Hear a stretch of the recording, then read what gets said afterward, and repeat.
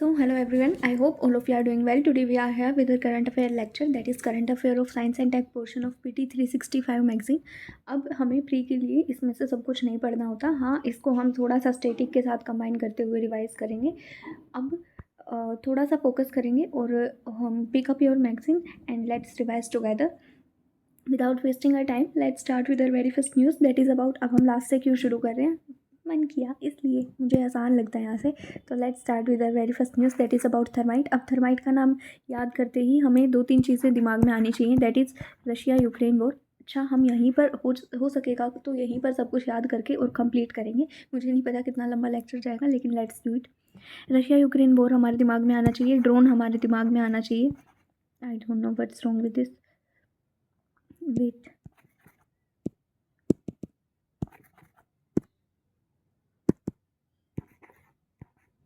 या ड्रोन हमारे दिमाग में आना चाहिए. बैन हमारे लिए नहीं है ये.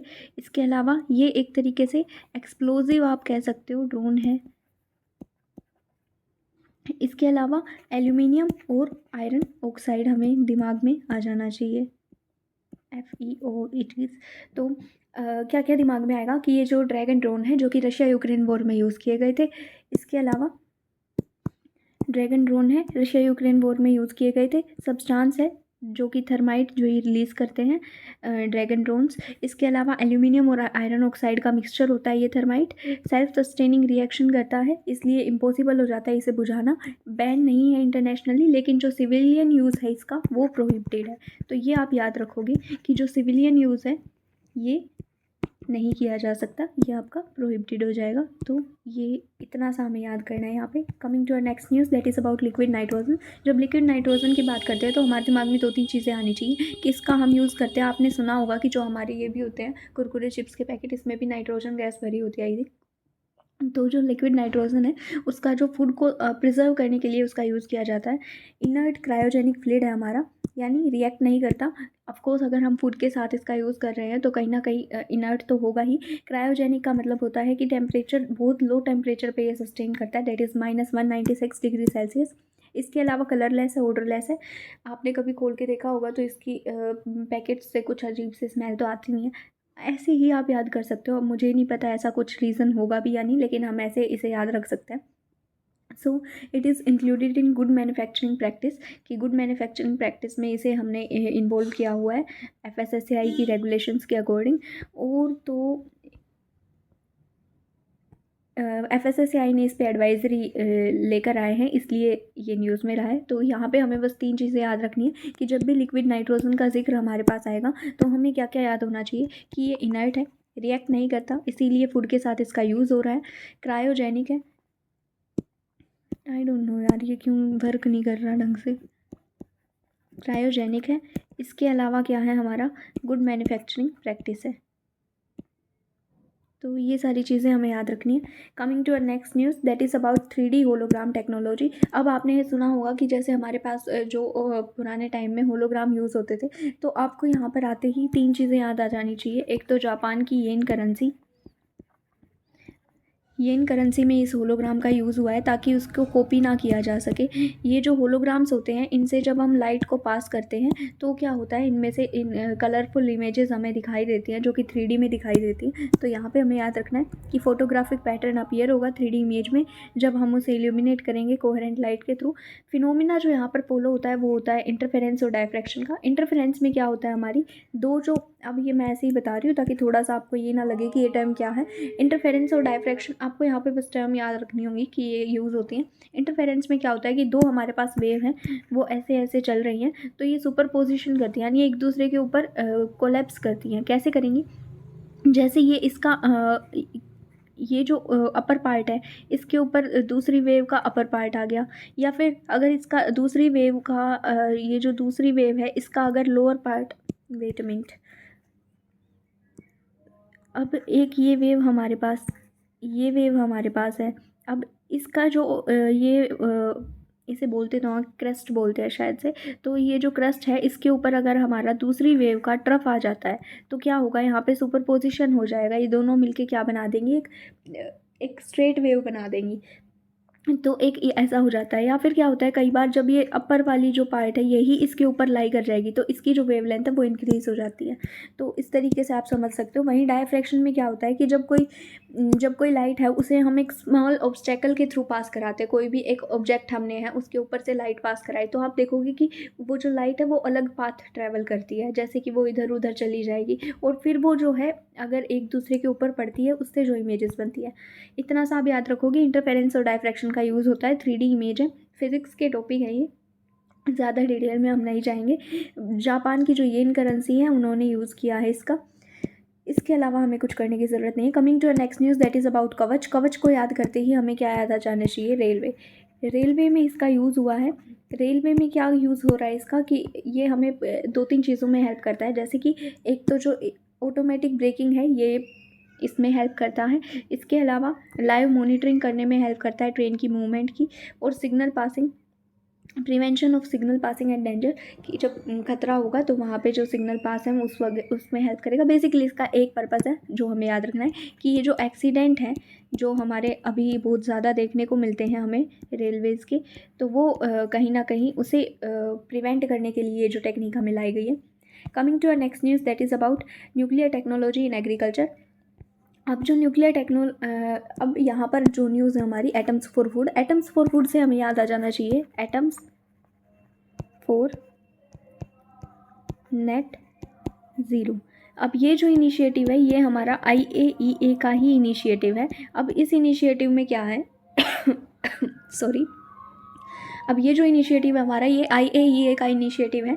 अब ये इनिशिएटिव क्या है? बेसिकली ये इनिशिएटिव हमें बताता है कि जो हम है न्यूक्लियर एनर्जी का भी यूज़ करें ताकि हम जो है आगे नेट ज़ीरो को अचीव कर पाएँ। कि हम ट्रांजिशन कर रहे हैं। ट्रांजिशन का क्या मतलब है कि हम जो हमारे पुराने सोर्सेज थे दैट इज़ फॉसिल फ्यूल्स थे उनसे हम शिफ्ट कर रहे हैं किनके ओर? उन रिसोर्सेज की ओर जो हमारे लिए रिन्यूएबल एनर्जी जनरेट करते हैं, जो नेट इमिशन यानी जो नेट कार्बन एमिशन ज़ीरो करेंगे। तो वो वहाँ पर अगर हम न्यूक्लियर एनर्जी को भी एनकरेज करें तो वो जो इनिशिएटिव उसके लिए है वो हमारा एटम्स फॉर इनिशिएटिव है। तो ये आप याद रखोगे atoms for net zero. Food की अगर हम बात करते हैं तो ये जॉइंटली लॉन्च किया है हमारा IAEA ने और FAO ने। अब आपको याद भी रह जाएगा कि IAEA के 2 थे, atoms for net zero, atoms for food. अब ये जो इनिशिएटिव है इसमें क्या है कि हम फूड का जो है उसका प्रिजर्वेशन करना एग्रीकल्चर में, लाइव स्टॉक में, उसमें हम न्यूक्लियर एनर्जी का कैसे यूज़ कर सकते हैं। Sorry for the background disturbance. अब ये आपको याद रखना है। इसके अलावा टेक्निक्स की बात कर लेते हैं, कौन कौन सी टेक्निक्स हैं। अब यहाँ पे आपको कुछ याद रखने की ज़रूरत नहीं है, दिमाग लगाओ कि हम कैसे कैसे यूज़ कर सकते हैं। एक तो हम यूज़ कर सकते हैं कैसे कि जो न्यूक्लियर है हमने जैसे कि पढ़ा, आप यहाँ पे उसका भी एग्जांपल दे सकते हो आई गेस। नो सॉरी, वो नैनो यूरिया है, वो तो नैनो टेक में जाएगा। न्यूक्लियर टेक्नोलॉजी की अगर हम बात करते हैं तो सबसे पहले हम उसे इरेडिएशन में यूज़ कर सकते हैं कि यानी हमने जो हमारी रेडिएशंस हैं उनका यूज़ करके माइक्रोब्स को किल कर दिया, शेल्फ लाइफ इंक्रीज़ हो जाएगी। इसके अलावा fall out radio nuclide technique है जो कि इरोजन पैटर्न्स को मेज़र करने के लिए है सॉइल का, तो ये आप याद रखोगे। कॉस्मिक रे न्यूट्रॉन सेंसर है जो कि सॉइल का मॉइस्चर मेज़र करता है। इसके अलावा रेडियो इम्यूनो ऐसे टेक्नोलॉजी है, ये क्या करती है? आर्टिफिशियल इंसेमिनेशन के लिए है। तो आप याद कैसे रखोगे कि जो सबसे डिफ़िकल्ट वाला है इन सब में से साउंड कर रहा है दैट इज़ रेडियो इम्यूनो ऐसे, वो आर्टिफिशियल इंसेमिनेशन के लिए है। इसके अलावा अगर हम बात करें स्टेराइल इंसेक्ट टेक्निक की, स्टेराइल इंसेक्ट टेक्निक की, जो इंसेक्ट्स हैं उनको स्टेराइल करने के लिए भी हम इस टेक्निक का यूज़ करते हैं। नाम से ही पता चल रहा है, स्टेराइल का मतलब है कि वो आगे उनकी जो फर्टिलिटी है वो लूज़ कर देंगे, वो फर्टाइल नहीं रहेंगे, वो बच्चे पैदा नहीं कर सकेंगे। दैन नाइट्रोजन 15 है, इसको हम यूज़ करते हैं नाइट्रोजन फिक्सेशन का मेजरमेंट करने के लिए। नाइट्रोजन 15 का तो हमें नाम से ही पता लग रहा है। इसके अलावा स्टेराइल इंसेक्ट की अगर हम बात करते हैं तो उसका भी नाम से पता लग रहा है। रेडियो इम्यूनो ऐसे सबसे डिफिकल्ट था यानी आर्टिफिशियल इंसेमिनेशन। इसके अलावा कॉस्मिक रे की अगर हम बात करते हैं तो ये किस लिए यूज़ हो रही थी? हमारी सॉइल का मॉइस्चर मेज़र करने के लिए। इसके अलावा फॉल आउट रेडियो न्यूक्लियाइड है। फॉल आउट यानी आप ऐसे याद कर सकते हो, इरोजन होता है तो जो सॉइल है वो क्या करती है? वो फॉल यानी गिरने लग जाती है, तो फॉल आउट इससे याद हो जाएगा। इरेडिएशन मतलब हमें जो रेडिएशंस की हेल्प से हैं जो इंसेक्ट्स हैं उनको मार देना है। Coming to our next news that is about electronic toll collection. अब यहाँ पे से क्वेश्चन 2-3 चीज़ों पे बनने के चांसेस रहेंगे। जब इलेक्ट्रॉनिक टोल कलेक्शन की हम बात करते हैं तो हमें 2-3 चीज़ें पता होनी चाहिए। दैट इज़, एक तो हमारा जो इलेक्ट्रॉनिक टोल कलेक्शन है, यहाँ पर हम जो टेक्निक यूज़ कर रहे हैं, अर्लियर हमारे पास होती थी एक RFID जिस हम टेक्निक का यूज़ कर रहे थे, यहाँ पर हम फास्टैग टेक्निक जो हम यूज़ करते हैं, कि आपने देखा होगा व्हीकल्स के ऊपर फास्टैग लगाने के लिए जो इनिशिएटिव्स लिए जा रहे थे, यहाँ पर RFID का मतलब हो जाता है हम रेडियो फ्रीक्वेंसी का यूज़ करते हैं टोल कलेक्शन में। यानी लेकिन जो ये इलेक्ट्रॉनिक टोल कलेक्शन है, इसमें क्या होगा हमारा, इसमें आपको पता होना चाहिए कि हमारी जो सैटेलाइट्स हैं, that is GNSS, global navigation satellite system, वो डायरेक्टली कनेक्ट होगा किससे, हमारे जो व्हीकल्स हैं उनसे। यानी वो उनका डायरेक्टली कनेक्ट है तो वो उनका रियल टाइम डाटा स्टोर करेगा। रियल टाइम डाटा स्टोर करेगा यानी कि जितना हमने ट्रैवल किया उतना ही पे करेंगे, जितना हमने ट्रैवल किया उतना ही हम पे करेंगे। तो ऐसे आप थोड़ा सा एक स्टोरी सी बना के याद करते चलोगे। तो अब यहाँ पर हमें क्या क्या याद रखना है, इसके अलावा एक चीज़ और आपको पता होनी चाहिए कि अब ये जो हमारा जो भी ये ETC है, इसमें हमारी दो चीज़ें हमारे ये याद आ जानी चाहिए हमें। एक तो हमें याद आ जाना चाहिए OBU, एक हमें याद आ जाना चाहिए ANPR।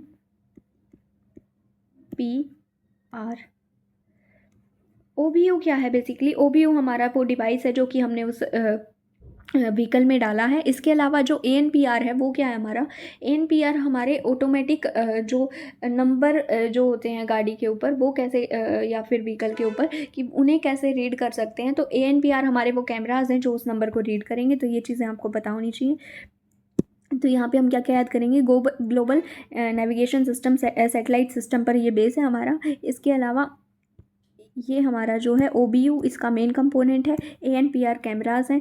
OBU क्या है, हमारा इनेबल डिवाइस है जो कि इंस्टॉल होगा व्हीकल में। जियो फेंसिंग की अगर हम बात करते हैं तो जियो फेंसिंग क्या होगा कि जो हमारा ये क्या करता है बेसिकली, ये हमारा जो जोग्राफिकल एरिया है उसे वर्चुअल जोग्राफिकल एरियाज़ में डिवाइड कर देता है। तो जब भी मान लिया जैसे एक ये हमारा एरिया है, इसने वर्चुअली बहुत सारे जोन बना दिए, और इस जोन में अब जो भी व्हीकल एंटर करता जाएगा, मान लिया यहाँ पर हमारा टोल कटना है, तो जो भी व्हीकल एंटर करता जाएगा अलग अलग जोन्स में, उसका जो डिवाइस है वो ट्रैक करता जाएगा कि वो कहाँ पर आ गया कहाँ पर नहीं। तो इस तरीके से ये वर्क करता है।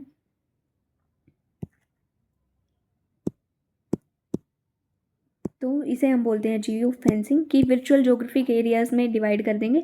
That triggers a specific action मैंने GPS ट्रैकिंग डिवाइस एग्जिट और एंटर द जोन। इसके अलावा फास्टैग में हमने बताया कि रेडियो फ्रीक्वेंसी का हम यूज़ कर रहे थे।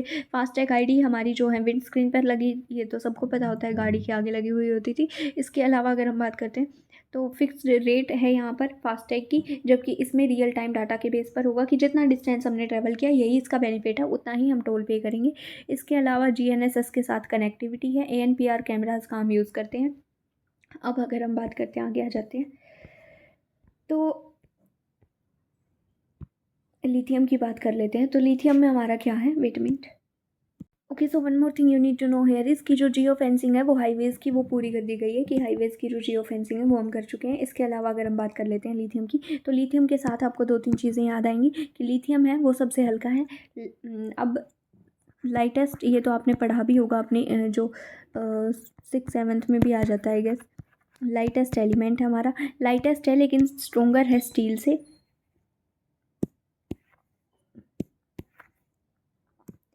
ओके, सो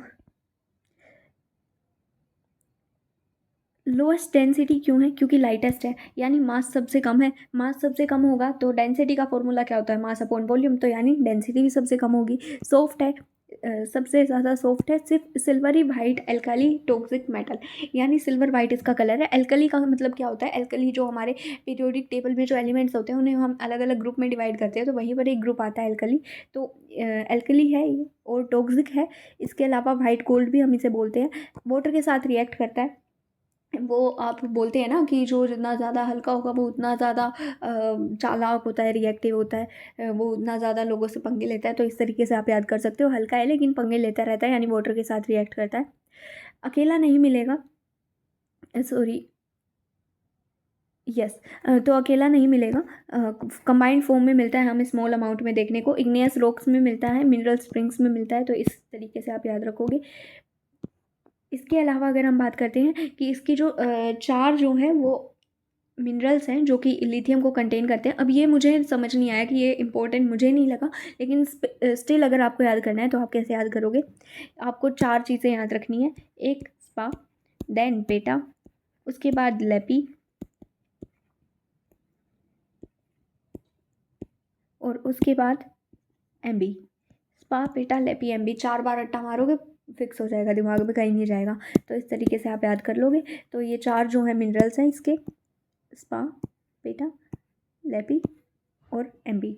तो इस तरीके से आप याद करोगे। इसके बाद अगर बात कर लेते हैं हम लिथियम की, तो लिथियम का यूज़ कहाँ कहाँ पे करते हैं हम। एक तो हमारी बैटरीज़ में यूज़, अब लिथियम के साथ आपको 2-3 चीज़ें और याद आनी चाहिए कि लिथियम की जब हम बात करते हैं तो हमारे दिमाग में आ जाएगा ABC ट्रायंगल, यानी अर्जेंटीना, बोलीविया और कोलंबिया, सॉरी चिले। तो ये जो 3 कंट्रीज़ है हमारी, यहाँ पर हमें लिथियम देखने को मिलता है। इसके अलावा हमें कहाँ पे देखने को मिलता है, हमें ये देखने को मिलता है इंडिया के जम्मू एंड कश्मीर में हमें सबसे पहली बार ये मिला था। फर्स्ट टाइम हमें जम्मू कश्मीर में देखने को मिला था। इसके अलावा अभी अभी ये हमें मिला है मांड्या डिस्ट्रिक्ट में, that is in Karnataka. Karnataka की जो मांड्या डिस्ट्रिक्ट है वहाँ पर हमें देखने को मिला है। यूज़ किया जाता है इसका बैटरीज बनाने में, विटामिन ओके, बैटरीज बनाने में इसका यूज़ होता है। इसके अलावा अलॉयज़ बनाने में यूज़ होता है, इंडस्ट्रियल यूज़ होते हैं, जैसे कि हमारा एयर कंडीशनर्स वगैरह में इसका यूज़ किया जाता है। तो ये चीज़ें आपको पता होनी चाहिए। इसके अलावा अगर हम बात कर लेते हैं क्रिटिकल मिनरल्स की, तो हमारे पास क्रिटिकल मिनरल्स कितने हैं, 30 हमारे पास क्रिटिकल मिनरल्स हैं। न्यूज़ हमारे लिए इतनी सी इंपॉर्टेंट नहीं हो जाती है। एक्ट याद कर लो, MMADRA, that is mines in minerals development and regulation act, इसके अंडर में ही आता है। इसके अलावा जो हमारे जो ये क्रिटिकल मिनरल्स हैं वो क्या होते हैं, क्रिटिकल मिनरल्स बेसिकली हमारे क्रिटिकल नाम से ही पता लग रहा है कि हमारे लिए बहुत इंपॉर्टेंट है। और जो यानी क्रिटिकल यानी कहीं ना कहीं आप यूँ कह सकते हो कि जो इनकी सिचुएशन है वो ज़्यादा अच्छी नहीं होगी, तो रिस्क है यहाँ पे सप्लाई चेन का। और जो बिल्डिंग ब्लॉक्स हैं एसेंशियल मॉडर्न टेक्नोलॉजी के, इसीलिए इनको लेकर इतना बवाल हो रखा है। 30 क्रिटिकल मिनरल कौन से हैं, अब ये जो लिस्ट है ना इसे आप एक बारी क्या करोगे, गो थ्रू करोगे। कैसे गो थ्रू करोगे, यहाँ पे आप याद करने की कोशिश करोगे, क्योंकि ऑफकोर्स यहाँ पे क्वेश्चन बन सकता है या कोई स्टेटमेंट ही उठा के दे दे कि ये क्रिटिकल मिनरल है या नहीं, तो कैसे बनेगा। तो कैसे याद करोगे कि ए से है हमारे पास एंटीमनी, देन बेरिलियम है, बाइस्मथ है। अब ये सारे नाम ऐसे मिलेंगे जो आपने कहीं ना कहीं सुन रखे होंगे। फिर बी से है, देन सी से कोबाल्ट कॉपर, देन जी से है gallium germanium graphite, then H से हाइफियम, देन आई से इंडियम। एक बार गो थ्रू करोगे ऐसे ही सारे अल्फ़ाबेट वाइज दे रखे हैं तो आपको याद हो जाएगा। याद नहीं भी होगा, रट्टा नहीं मारना है, हमें पता होना चाहिए कि हाँ ऐसे ऐसे हैं। और जब आप पढ़ के जाओगे तो आपको नाम देख के याद आ ही जाएगा कि हाँ कोई भी नाम नया नहीं है। देन खनिज विदेश लिमिटेड है, ये क्या करता है, जो ओवरसीज़ जो हमारे जो भी क्रिटिकल मिनरल्स के जो रिजर्व्स हैं उनके साथ जो है ये आप कह सकते हो कोलैब करता है, उन्हें एक्वायर करने की कोशिश करता है, identify and acquire overseas mineral assets. इसके अलावा मिनरल सिक्योरिटी पार्टनरशिप है, ये जो हमारा इनिशिएटिव है ये US लेड इनिशिएटिव है, यानी US ने इसे इनिशिएट किया था, US के द्वारा। इंडिया ने इसे ज्वाइन किया हुआ है, हमने इसे ज्वाइन किया हुआ है। इसके अलावा बात कर लेते हैं मल्टीलेटरल और बायलेटरल पार्टनरशिप की। अगर हम बात करते हैं, अब ये इंपॉर्टेंट है नहीं लेकिन से हमें पता होना चाहिए, आगे मेंस में काम आ जाएगा यार।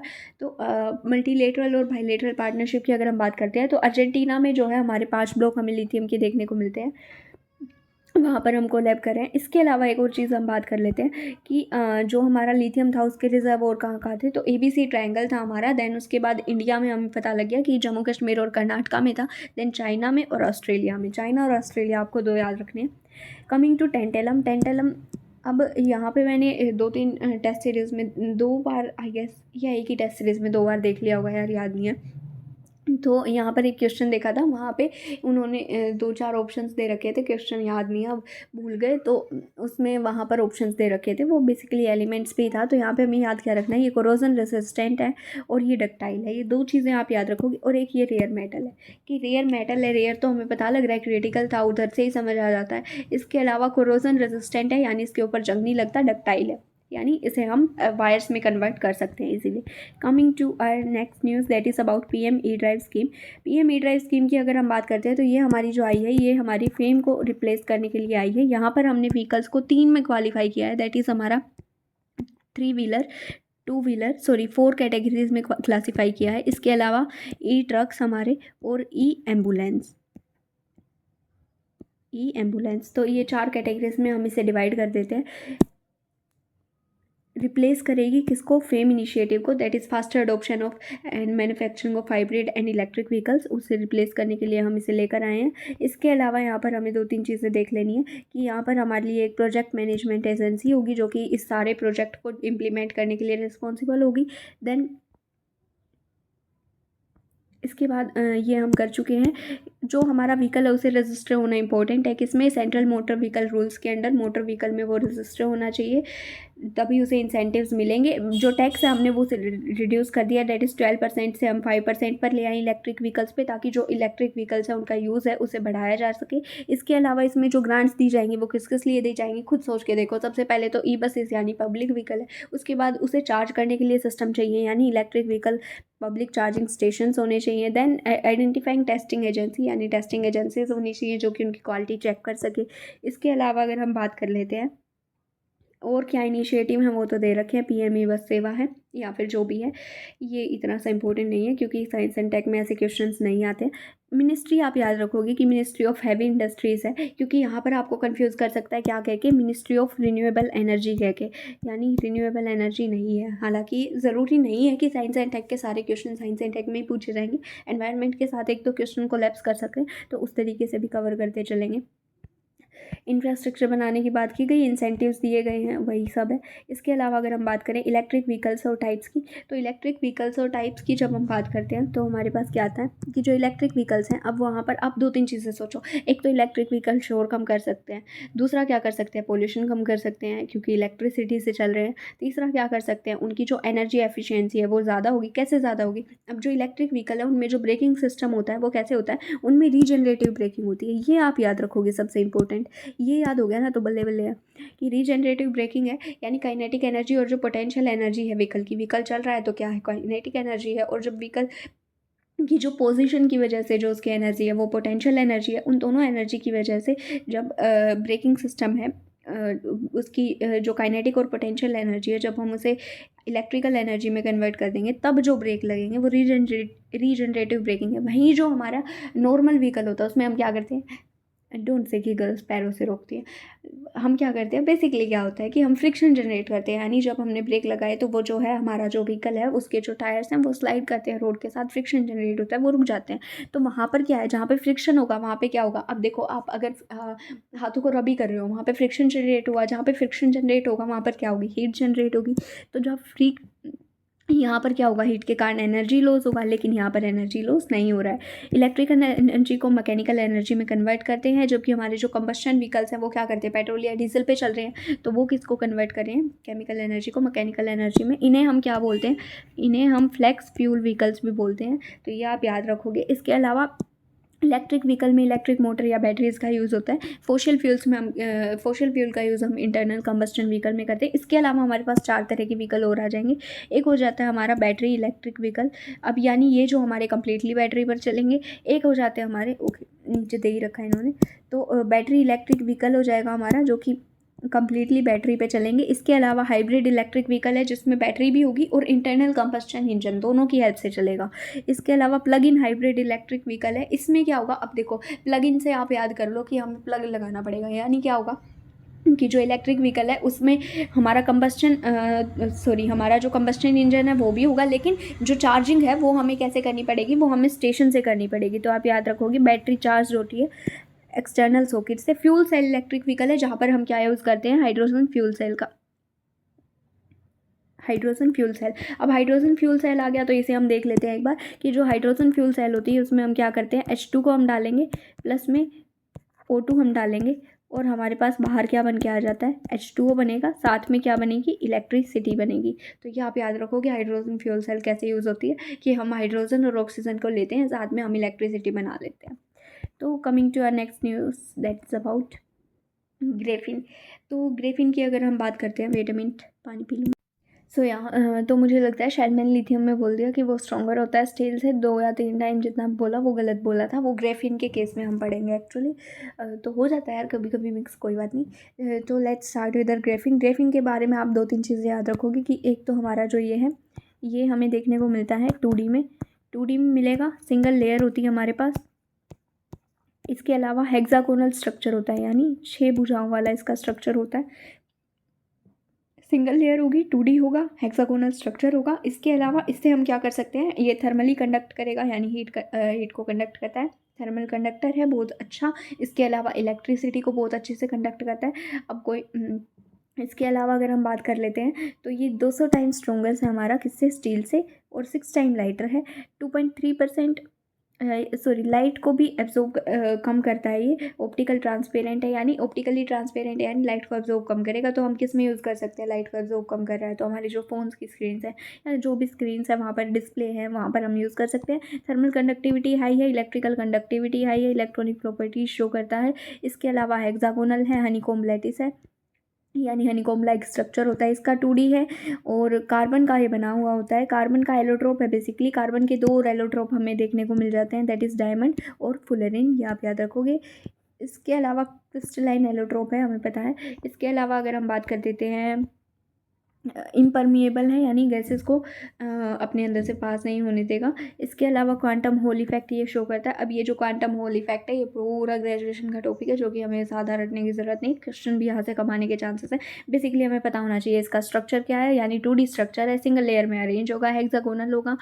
ये सारी चीज़ें मेन है, लेकिन फिर भी इनमें से आप गो थ्रू कर लोगे, बाई चांस कोई स्टेटमेंट बन के आ जाती है। इसके अलावा एलोट्रोप है कार्बन का, ये आपको पता होना चाहिए, क्रिस्टलाइन एलोट्रोप है।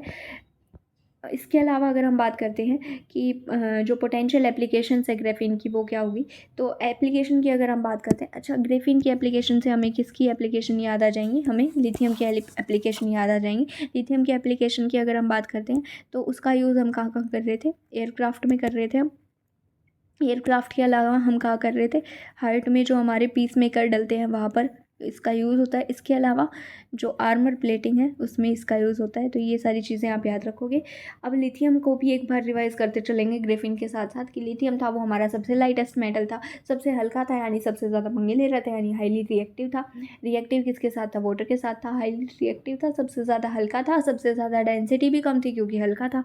इसके अलावा हमें देखने को कहाँ पे मिला था, वो चाइना और ऑस्ट्रेलिया में अलग से था। ABC ट्राइंगल हमारे पास थी, दैट इज़ अर्जेंटीना, बोलीविया और चिले। इसके अलावा हमें कहाँ पे देखने को मिल रहा था, वो हमें JNK में देखने को मिला था। इसके अलावा यहाँ पे नहीं लिखते, JNK में देखने को मिला था और हमें मांड्या डिस्ट्रिक्ट में मिला था। तो ये सारी चीज़ें आप याद रखोगे। एप्लीकेशन कर लेते हैं ग्रेफिन की। ग्रेफिन की एप्लीकेशन की अगर हम बात करें, इलेक्ट्रॉनिक इंडस्ट्री में यूज़ होता है, वाटर फिल्ट्रेशन में यूज़ होता है, बायोमेडिकल है, ग्रेफिन ऑक्साइड का हम यूज़ करते हैं बायोसेंसर की तरह, बायो डिफेंस और सिक्योरिटी में यूज़ हो जाता है। इसके अलावा एनर्जी स्टोरेज में यूज़ होता है। अब आप एक चीज़ें सोच के देखो, सारी एक से निकल आएंगी कि एनर्जी स्टोर में यूज़ हो रहा है, यानी हम इसे कहीं ना कहीं इलेक्ट्रॉनिक इंडस्ट्री में यूज़ कर सकते हैं क्योंकि बैटरीज वहाँ पर यूज़ होती हैं। अगर एनर्जी स्टोरेज में और इलेक्ट्रॉनिक्स में यूज़ होता है तो इलेक्ट्रॉनिक अप्लायंसेस कहाँ यूज़ होते हैं, डिफेंस में, तो वहाँ पर भी यूज़ हो रहा होगा। इसके अलावा वाटर फिल्ट्रेशन और बायोमेडिकल, तो ये सारी चीज़ें आप याद रखोगे। अब बात कर लेते हैं कार्बन फाइबर। यहाँ पर आई गेस हमारा जो PYQ है वो भी आ चुका है, या टेस्ट सीरीज़ में देखने को मिला होगा, याद नहीं है, PYQ नहीं लिखते। आई गेस मैंने टेस्ट सीरीज़ में देखा होगा, पर शायद ये PYQ था, चेक कर लेना एक बार। तो जो कार्बन फाइबर हैं वो बेसिकली हमारे पास क्या करते हैं, ये हमारा पॉलीमर होता है एक, पॉलीमर यानी जिसमें बहुत सारे मोनोमर सिंगल सिंगल यूनिट जुड़ जाते हैं तो वो पॉलीमर बनाते हैं। Consisting of thin strong crystalline filaments of carbon, यानी कार्बन का ये बना हुआ होगा, ये आप याद रखोगे, फिलामेंट्स ऑफ कार्बन का। इसमें जो है हमें याद रखने वाली चीज़ की ये केमिकली रेजिस्टेंस होता है, केमिकल रेजिस्टेंस है इसमें, टेम्परेचर टॉलरेंट है। इसके अलावा अगर हम बात करते हैं, ये रिसाइकिल किए जा सकते हैं, ये सबसे ज़्यादा इंपॉर्टेंट है क्योंकि ये जो लाइन है ये यहीं पे दी गई थी उस क्वेश्चन में जो भी था वो। इसके अलावा लो थर्मल एक्सपेंशन है, इसकी प्रॉपर्टीज़ आपको याद होनी चाहिए कि कार्बन फाइबर है वो क्या करता है। इसके अलावा प्रीपैक्स क्या है, प्रीपैक्स हमारे जो हैं वो एक रीइंफोर्सिंग फैब्रिक है जिसका हम यूज़ करते हैं, जो रेजिन सिस्टम है उसके साथ हम उसका यूज़ करते हैं। बेसिकली क्या होता है, रीइंफोर्सिंग फैब्रिक वो होता है, अगर मान लिया हमने कोई फैब्रिक लिया, उसे हमने किसी भी चीज़ में सोक किया और वो उसे क्या कर लेगा, एब्जॉर्ब कर लेगा, तो वही काम ये प्रीपैक्स करते हैं। ये क्या कर सकते हैं बेसिकली कि ये जो है एक फैब्रिक है, रीइंफोर्सिंग फैब्रिक है जिसका यूज़ हम करते हैं किसमें, रेजिन सिस्टम में। इम्प्रेगनेटेड का मतलब होता है सोक करने के लिए, रेजिन सिस्टम के साथ इसका यूज़ करते हैं। बेसिकली यही आप याद रखोगे कि रेजिन सिस्टम से कुछ लेना देना इसका है और ये एक फैब्रिक का टाइप है। Coming to our next news that is about basically कि हमारे लिए इंपॉर्टेंट क्या हो जाता है, ये कार्बन फाइबर। तो ये आप याद करोगे कि ये इसकी जो प्रॉपर्टीज़ है वो क्या क्या थी। Coming to our next news that is about Nobel prize in chemistry. तो यहाँ पर हमें तीन नाम याद आ जाने चाहिए। बेकर, अब ये क्वेश्चन नाम पे तो बहुत कम आते हैं, नाम पे आते ही नहीं है, पर कर लो याद, बेकर। इसके अलावा हमारे पास आ जाता है जंपर, बेकर, जंपर और हैसेबिस। याद कैसे करोगे, देख लो कैसे करोगे। बेकर, जंपर, हैसेबिस, 2-3 बार रटोगे याद हो जाएगा। आई डोंट नो कि मेरा जो ये स्टाइलस है ये ढंग से वर्क क्यों नहीं कर रहा, पर लेट्स डू इट एनीवेज। कि जो ये 3 जो है हमारे नाम, ये आपको याद होने चाहिए, बेकर, जंपर, हेसेबिस। अब जो बेकर है उसने क्या किया था, कंप्यूटेशनल प्रोटीन डिज़ाइन बनाया था, कि जो ऐसे प्रोटीन डिज़ाइन किए उसने कि जो कि बिल्कुल नए थे, जो कि नेचर में हमें नहीं देखने को मिलते। कि इसका जो पर्पस है कंप्यूटेशनल प्रोटीन डिज़ाइन, इसका क्या है कि हमें न्यू प्रोटीन डिज़ाइन करने हैं जिनकी नई प्रॉपर्टीज़ होंगी, नॉट फाउंड इन नेचर। तो ये आप याद रखोगे। इसके अलावा अगर हम बात कर लेते हैं जंपर की और प्रोटीन स्ट्रक्चर प्रेडिक्शन की, इसने क्या किया, उन्होंने अल्फा फोल्ड बनाया। अल्फा फोल्ड क्या है, हमारा एक एआई मॉडल है जो कि जो प्रोटीन है उसका जो कॉम्प्लेक्स स्ट्रक्चर है उसे प्रेडिक्ट करता है। बेसिकली प्रोटीन क्या होते हैं, वो अमीनो एसिड्स की चैन होते हैं। अमीनो एसिड्स यानी बहुत सारे अमीनो एसिड मिलके क्या बना रहे हैं, प्रोटीन बना रहे हैं। अब यहीं पे हमें एक और चीज़ रिवाइज कर लेनी है कि आगे आप पढ़ोगे कि डीएनए से क्या बनता है, आरएनए बनता है। आरएनए से क्या बनता है, आरएनए से क्या बनता है, हमारा प्रोटीन बनता है। अब जो ये है डीएनए से जो आरएनए बनता है उसे हम क्या बोलते हैं, ट्रांसक्रिप्शन बोलते हैं। आरएनए से जो प्रोटीन बनता है इसे हम ट्रांसलेशन बोलते हैं। ये सारी चीज़ें ऐसे ही रिवाइज करते करते चलेंगे कि बार बार रिवाइज करें और हमें याद हो जाए। अब डीएनए से क्या बनता है, हमारा जो एमआरएनए बनता है। एमआरएनए क्या होता है, wait a minute, let me open, okay,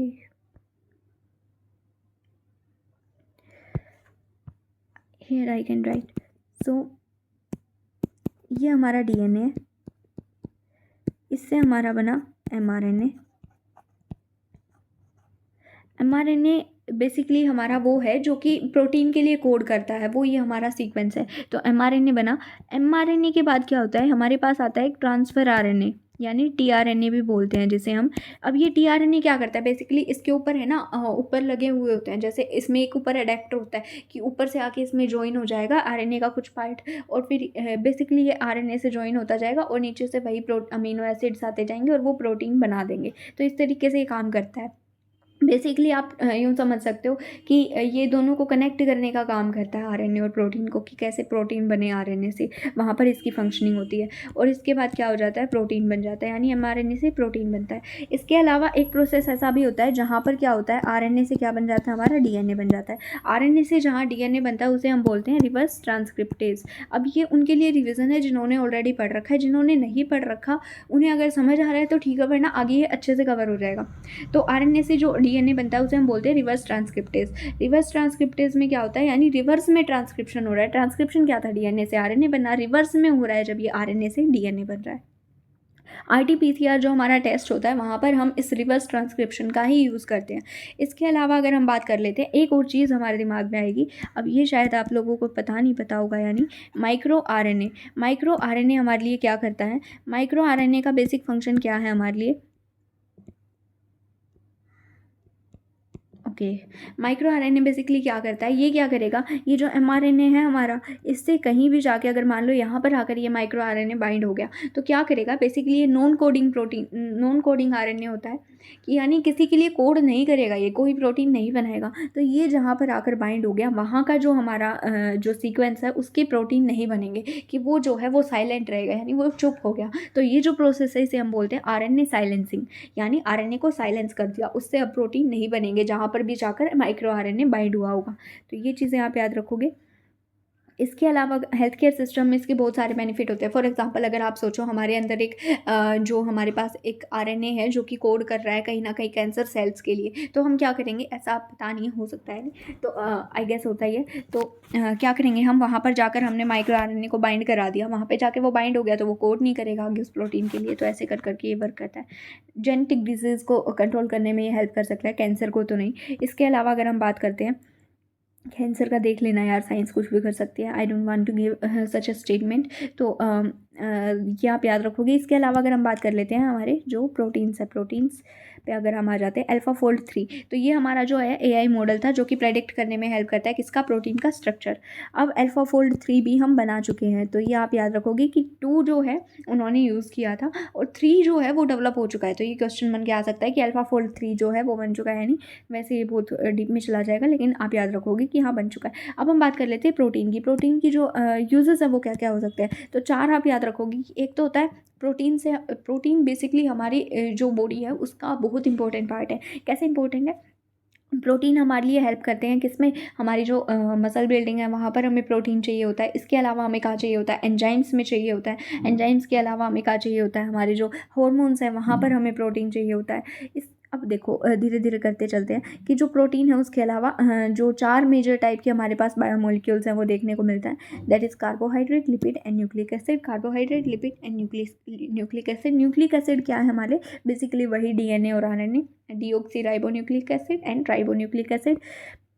तो ये जो है हमारे न्यूक्लिक एसिड है। अच्छा, डीएनए और आरएनए में एक और डिफरेंस होता है, वो आप याद रखोगे कि जो डीएनए है वहाँ पर हमारे पास 4 न्यूक्लियोटाइड ग्रुप होते हैं। चलो इसे बाद में करते हैं, यहाँ पर थोड़ा सा ज़्यादा ही हो गया है। अब अमीनो एसिड है उसे हम 2 में डिवाइड कर देते हैं। तो हमारे पास कौन से होते हैं, नॉन एसेंशियल और एसेंशियल। नॉन एसेंशियल कौन से होंगे, देखो एसेंशियल है यानी हमारे पास हमें बाहर से लेना पड़ेगा, और दो ऐसे याद करोगे कि ज़रूरी है और दो, तो हमारी बॉडी नहीं बना सकती है। जो नॉन एसेंशियल है वो हमारी बॉडी में ऑलरेडी पड़े हुए हैं, तो यानी सिंथेसाइज्ड हैं, तो ऐसे आप याद करोगे। इसके अलावा अगर हम बात कर लेते हैं, कोलेजन और जो रूबिस्को है ये मोस्ट अबंडेंट प्रोटीन है, ये आप याद रखोगे। एनिमल वर्ल्ड में या होल बायोस्फीयर में ये हमारे पास मोस्ट अबंडेंट प्रोटीन हो जाते हैं। अब बात कर लेते हैं फंक्शंस क्या है। तो मैंने बताया कि स्ट्रक्चरल सपोर्ट देता है यानी मसल फाइबर में, जैसे कि सॉरी, जैसे कि एक्टिन है। इसके अलावा कैटलिस्ट है यानी एंजाइम्स के यूज़ होता है, जैसे कि हमारा जो अमाइलेज है, जितने भी एंजाइम्स है वो सारे प्रोटीन से बने हुए होंगे। हॉर्मोन्स है जैसे इंसुलिन है हमारा, इंसुलिन क्या करता है, हमारा शुगर लेवल को लो रखने में हेल्प करता है। शुगर लेवल को लो रखता है और जो हमारा ग्लाइकेमिक इंडेक्स है वो भी बैलेंस रहता है इंसुलिन की हेल्प से। एंटीबॉडी जो है हमारी उन्हें बिल्ड करने में हेल्प करते हैं। यहाँ पर इन्होंने जो ये एग्जांपल दिया है इम्यूनोग्लोबुलिन। अब ये वाली जो एंटीबॉडी है इसे आप याद रखोगे कि ये मदर से जो है हमारे फीटस में ट्रांसफ़र होती है, यानी जब माँ से जब बच्चा बनता है तो वहाँ पर जो सबसे पहली एंटीबॉडी जाती है वो ये वाली होती है। इसके अलावा अगर हम बात करते हैं ट्रांसपोर्ट या स्टोरेज में, जैसे कि फेरेटिन है वो आयरन स्टोर करता है सेल्स में। अब जब हमारे दिमाग में आयरन आ गया है तो आयरन से हमें 2 चीज़ें याद आएंगी कि आयरन से क्या होता है, हमारा एनीमिया होता है। एनीमिया होता है, एक परनीशियस एनीमिया होता है हमारे पास, एक मेगैलोब्लास्टिक एनीमिया होता है। जो परनीशियस एनीमिया होता है वहाँ पर क्या होता है, जो नंबर है हमारे पास, यार मतलब क्या ही हो रखा है, जो नंबर है हमारे पास वो डिक्रीज़ हो जाता है। वहीं अगर हम बात करते हैं मेगैलोब्लास्टिक एनीमिया की, तो इसमें क्या होता है, मेगा से याद करो कि मेगा से क्या होगा, बड़ा हो जाएगा। मेगा यानी बड़ा, तो आरबीसी का साइज़ है वो बड़ा हो जाता है जिसके कारण जो हीमोग्लोबिन है उसकी कहीं ना कहीं डेफिशिएंसी हमें देखने को मिलती है। इसके अलावा हमारे पास आ जाता है एक sickle cell anaemia. Sickle cell anaemia हमारा क्या है, ये एक जेनेटिक डिजीज़ है। अब जो सिकल सेल है इसे आप याद कैसे रखोगे कि सिकल यानी कि सिकल जैसा हो जाएगा, यानी ये पतला हो जाता है, बिल्कुल ऐसी सी शेप हो जाती है इसकी। तो ऐसी जब शेप हो जाएगी आरबीसी की तो वो क्या हो जाएगा, उसे जो एनीमिया बोलते हैं हम, वो सिकल सेल एनीमिया होगा। इसे एलिमिनेट करने के लिए हमने 2047 तक टारगेट किया है। अब यहीं पर हम बात कर लेते हैं किसकी, मेगलोब्लास्टिक एनीमिया हो गया आपका। ओके ठीक है, इतना इनफ है आई गेस। इसके अलावा आप देखोगे कि जो हमारा जो, चलो ये विटामिन्स में करेंगे, विटामिन्स कहीं आते हैं तो कमिंग टू, अब एक बार ये इतना कंप्लीट हो गया ना, इसे रिवाइज करते हैं। तो नोबेल प्राइज़ इन केमिस्ट्री को बात करते हैं तो हमारे पास 3 नाम दिमाग में आएंगे। दैट इज़ हमारा जो कौन कौन से हैं, बेकर, जंपर, हेसेबिस, ये 3 नाम आएंगे। पहले जो बेकर था उसने हमारा क्या किया था, उसने हमारा बनाया था कंप्यूटेशनल प्रोटीन डिज़ाइन, जिससे क्या होगा, नए प्रोटीन हम सिंथेसाइज कर पाएंगे। देन हमारे पास आ जाता है हसेबिस और जंपर। हसेबिस और जंपर ने क्या किया, अल्फाफोल्ड 2 जो एआई मॉडल था उसका यूज़ किया प्रोटीन के डिज़ाइन को प्रेडिक्ट करने के लिए। अल्फाफोल्ड 3 बनाया, अभी बनाया जा चुका है। इसके अलावा प्रोटीन की अगर हम बात करते हैं तो एक्टिन प्रोटीन था जो हमारे पास स्ट्रक्चरल स्ट्रेंथ दे रहा था। इसके अलावा एंजाइम थे हमारे पास, जो जैसे कि अमाइलेज हो गया। इसके अलावा जो हमारे पास एक जो एंजाइम की अगर हम बात कर ही रहे हैं तो यहाँ पर आप याद करोगे कि हमारे पास 2-3 एंजाइम और होते हैं, जैसे कि जो प्रोटीएस है वो किसे डाइजेस्ट करने में हेल्प करता है, प्रोटीन को डाइजेस्ट करने में हेल्प करता है। इसके अलावा अगर हम बात करते हैं तो जो अमीनो एसिड है वो हमारे पास 2 टाइप के हो जा रहे थे, यानी प्रोटीन है वो अमीनो एसिड से बना। अमीनो एसिड 2 टाइप के थे, असेंशियल और नॉन असेंशियल। असेंशियल किससे मिल रहे थे, हमारे बाहर से लेने पड़ रहे थे। नॉन असेंशियल हम खुद से बना ले रहे थे। कोलेजन और रूबिस्को हमारे सबसे ज़्यादा अबंडेंट थे। एंटीबॉडी किससे बन रही थी, प्रोटीन से बन रही थी।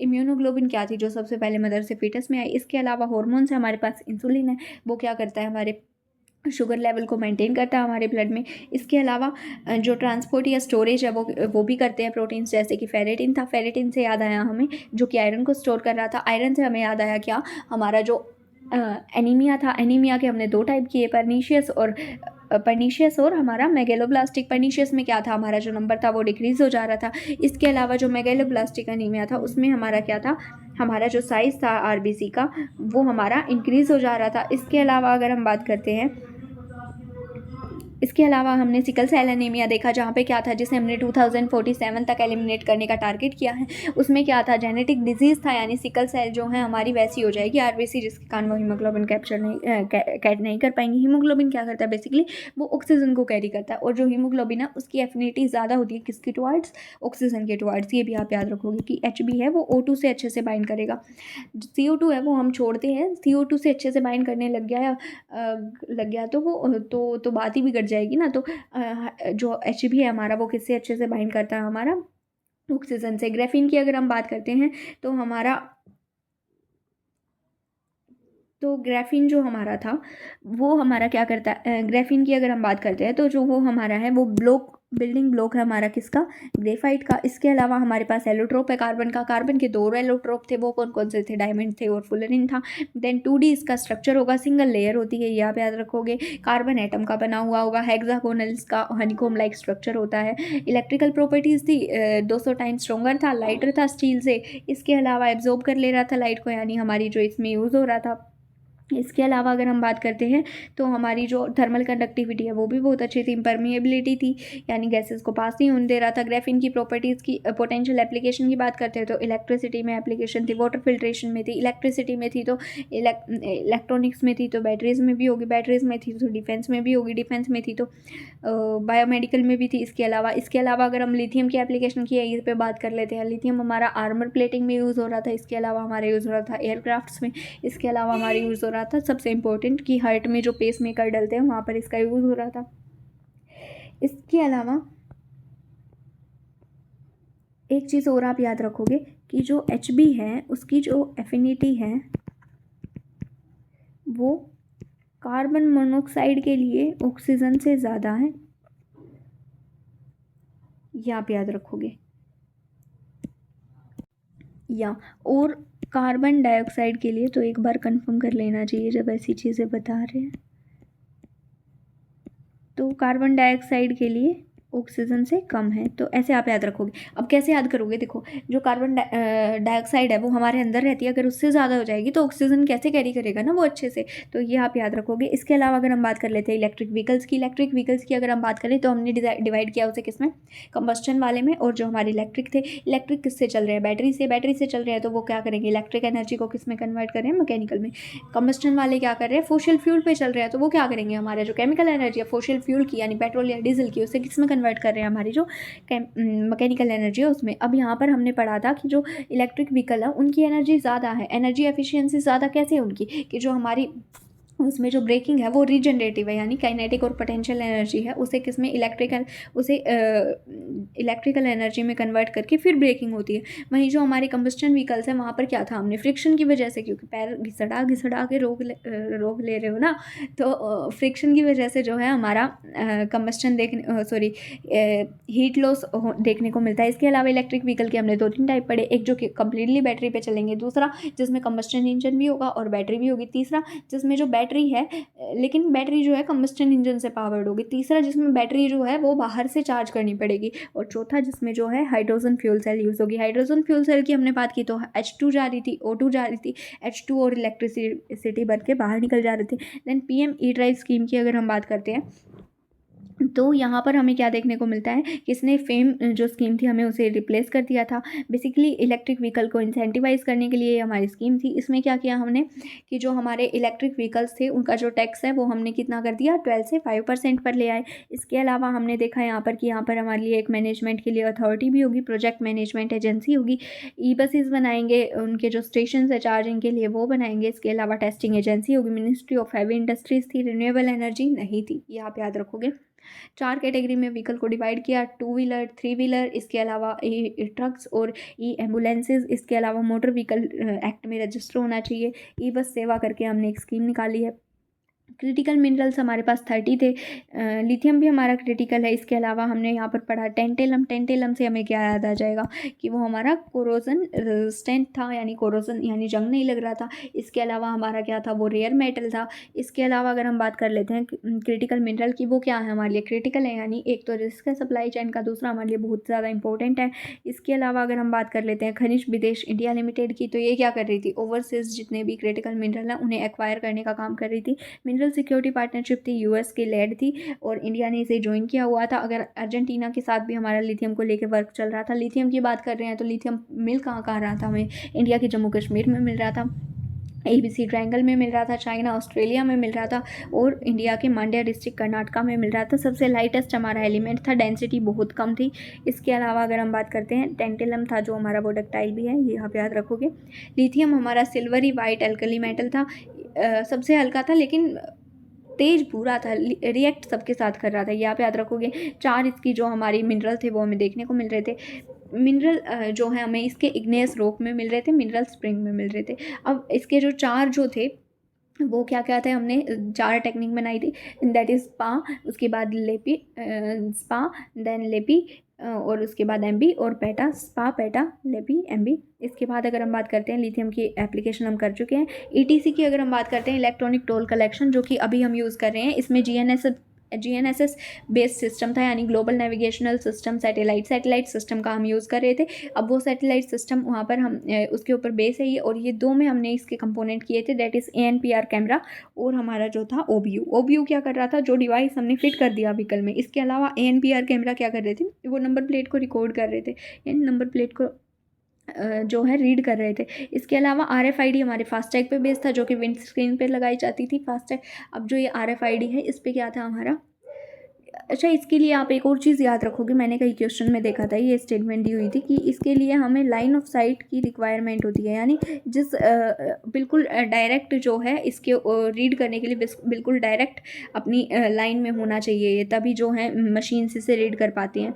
लेकिन ऐसा कुछ भी नहीं है, जैसे बार कोड को हम रीड करने के लिए बिल्कुल लाइन ऑफ साइट का यूज़ करते हैं, लेकिन ऐसा बिल्कुल नहीं है। इसमें जो है हमारा इसमें जो है हमारा रेडियो फ्रीक्वेंसी का यूज़ होता है, उसकी हेल्प से हम इन्हें रीड करते हैं। यहाँ पे याद रखोगे जियो फेंसिंग हमने हाईवेज़ की कर दी है। बेसिकली क्या कर रहे थे, इसमें वर्चुअल ज्योग्राफिकल एरियाज़ में एरिया को डिवाइड कर रहे थे, ताकि वहाँ पर कोई भी GPS ट्रैकिंग डिवाइस है वो अगर एंटर एग्जिट करती है तो वो हमें एक पता लग जाए। इसके अलावा रियल टाइम जो है वो उसके बेस पर जो हमारे टोल कलेक्शन था वो इसमें नए वाले सिस्टम में हो रहा था। एटम्स फॉर फूड से हमें याद आता है एटम्स फॉर नेट ज़ीरो, जो कि हमारा IAEA का इनिशिएटिव है, लेकिन एटम फॉर फूड है तो हमारे पास फूड एंड एग्रीकल्चर ऑर्गेनाइजेशन भी आ जाता है। इसका पर्पज़ क्या है कि हम एटम यानी न्यूक्लियर एनर्जी का यूज़ करें फूड को प्रिजर्व करने में, या एग्रीकल्चर के लिए जो एटम्स फॉर नेट ज़ीरो है वहाँ पर हम न्यूक्लियर एनर्जी का यूज़ करें नेट ज़ीरो को अचीव करने के लिए। Coming to nuclear technology in agriculture में कैसे कैसे यूज़ कर रहे थे हम इसका, इरेडिएशन टेक्निक थी, यानी रेडिएशन की हेल्प से हम कीटाणुओं को हटा देंगे। इसके अलावा हमारे पास थी कॉस्मिक रेज का हम यूज़ किस लिए कर रहे थे, हमारी जो सोइल का मॉइस्चर है वो डिटेक्ट करने के लिए। फॉल आउट थी, यानी सोइल इरोजन के लिए। इसके अलावा स्टेराइल करने के लिए थी इंसेक्ट को। रेडियो इम्यूनो ऐसे थी आर्टिफिशियल इंसेमिनेशन के लिए। नाइट्रोजन 15 का यूज़ कर रहे थे नाइट्रोजन फिक्सेशन के लिए। कवच हमारा रेलवे में एक्सीडेंट को कम करने के लिए था। 3D होलोग्राम हमारी जापान की येन करेंसी में यूज़ हुआ, जिसकी हेल्प से हम जो है करेंसी का जो कॉपी करने का प्रोसेस है उसे स्लो डाउन कर सकते हैं। इसमें हम लाइट पास करते थे होलोग्राम के थ्रू, तो हमें 3D इमेज दिखाई देती थी। लिक्विड नाइट्रोजन का यूज़ हम फूड को प्रिजर्व करने के लिए, शेल्फ लाइफ इंक्रीज करने के लिए करते हैं। इनर्ट होती है क्योंकि रिएक्ट नहीं करती। क्रायोजेनिक यानी बहुत कम टेम्परेचर पर इसका यूज़ करते हैं। कलरलेस है, ओडरलेस है। इसके अलावा थर्माइट की अगर हम बात करते हैं तो ड्रैगन ड्रोन थे हमारे। थर्माइट किस से बन रहा था, आयरन से और आयरन ऑक्साइड और एल्यूमिनियम से। आयरन से हमें अगेन क्या याद आता है, परनीशियस एल्यूमिनिया। परनीशियस में क्या था, साइज़ कम, नंबर कम हो जा रहा था। मेगैलोब्लास्टिक यानी साइज़ इंक्रीज हो जा रहा था। इसके अलावा सिकल सेल भी था जिसमें सिकल जैसी शेप बन जा रही थी। थर्माइट जो है वो हमारा बैन नहीं किया गया है, लेकिन सिविलियन यूज़ इसका बैन है। तो इस तरीके से आपको रिवाइज करना है। तो अभी तक का आई होप कि यहीं आपको सारा याद हो गया होगा। अब बात कर लेते हैं हमारा जो 8th चैप्टर है उसकी।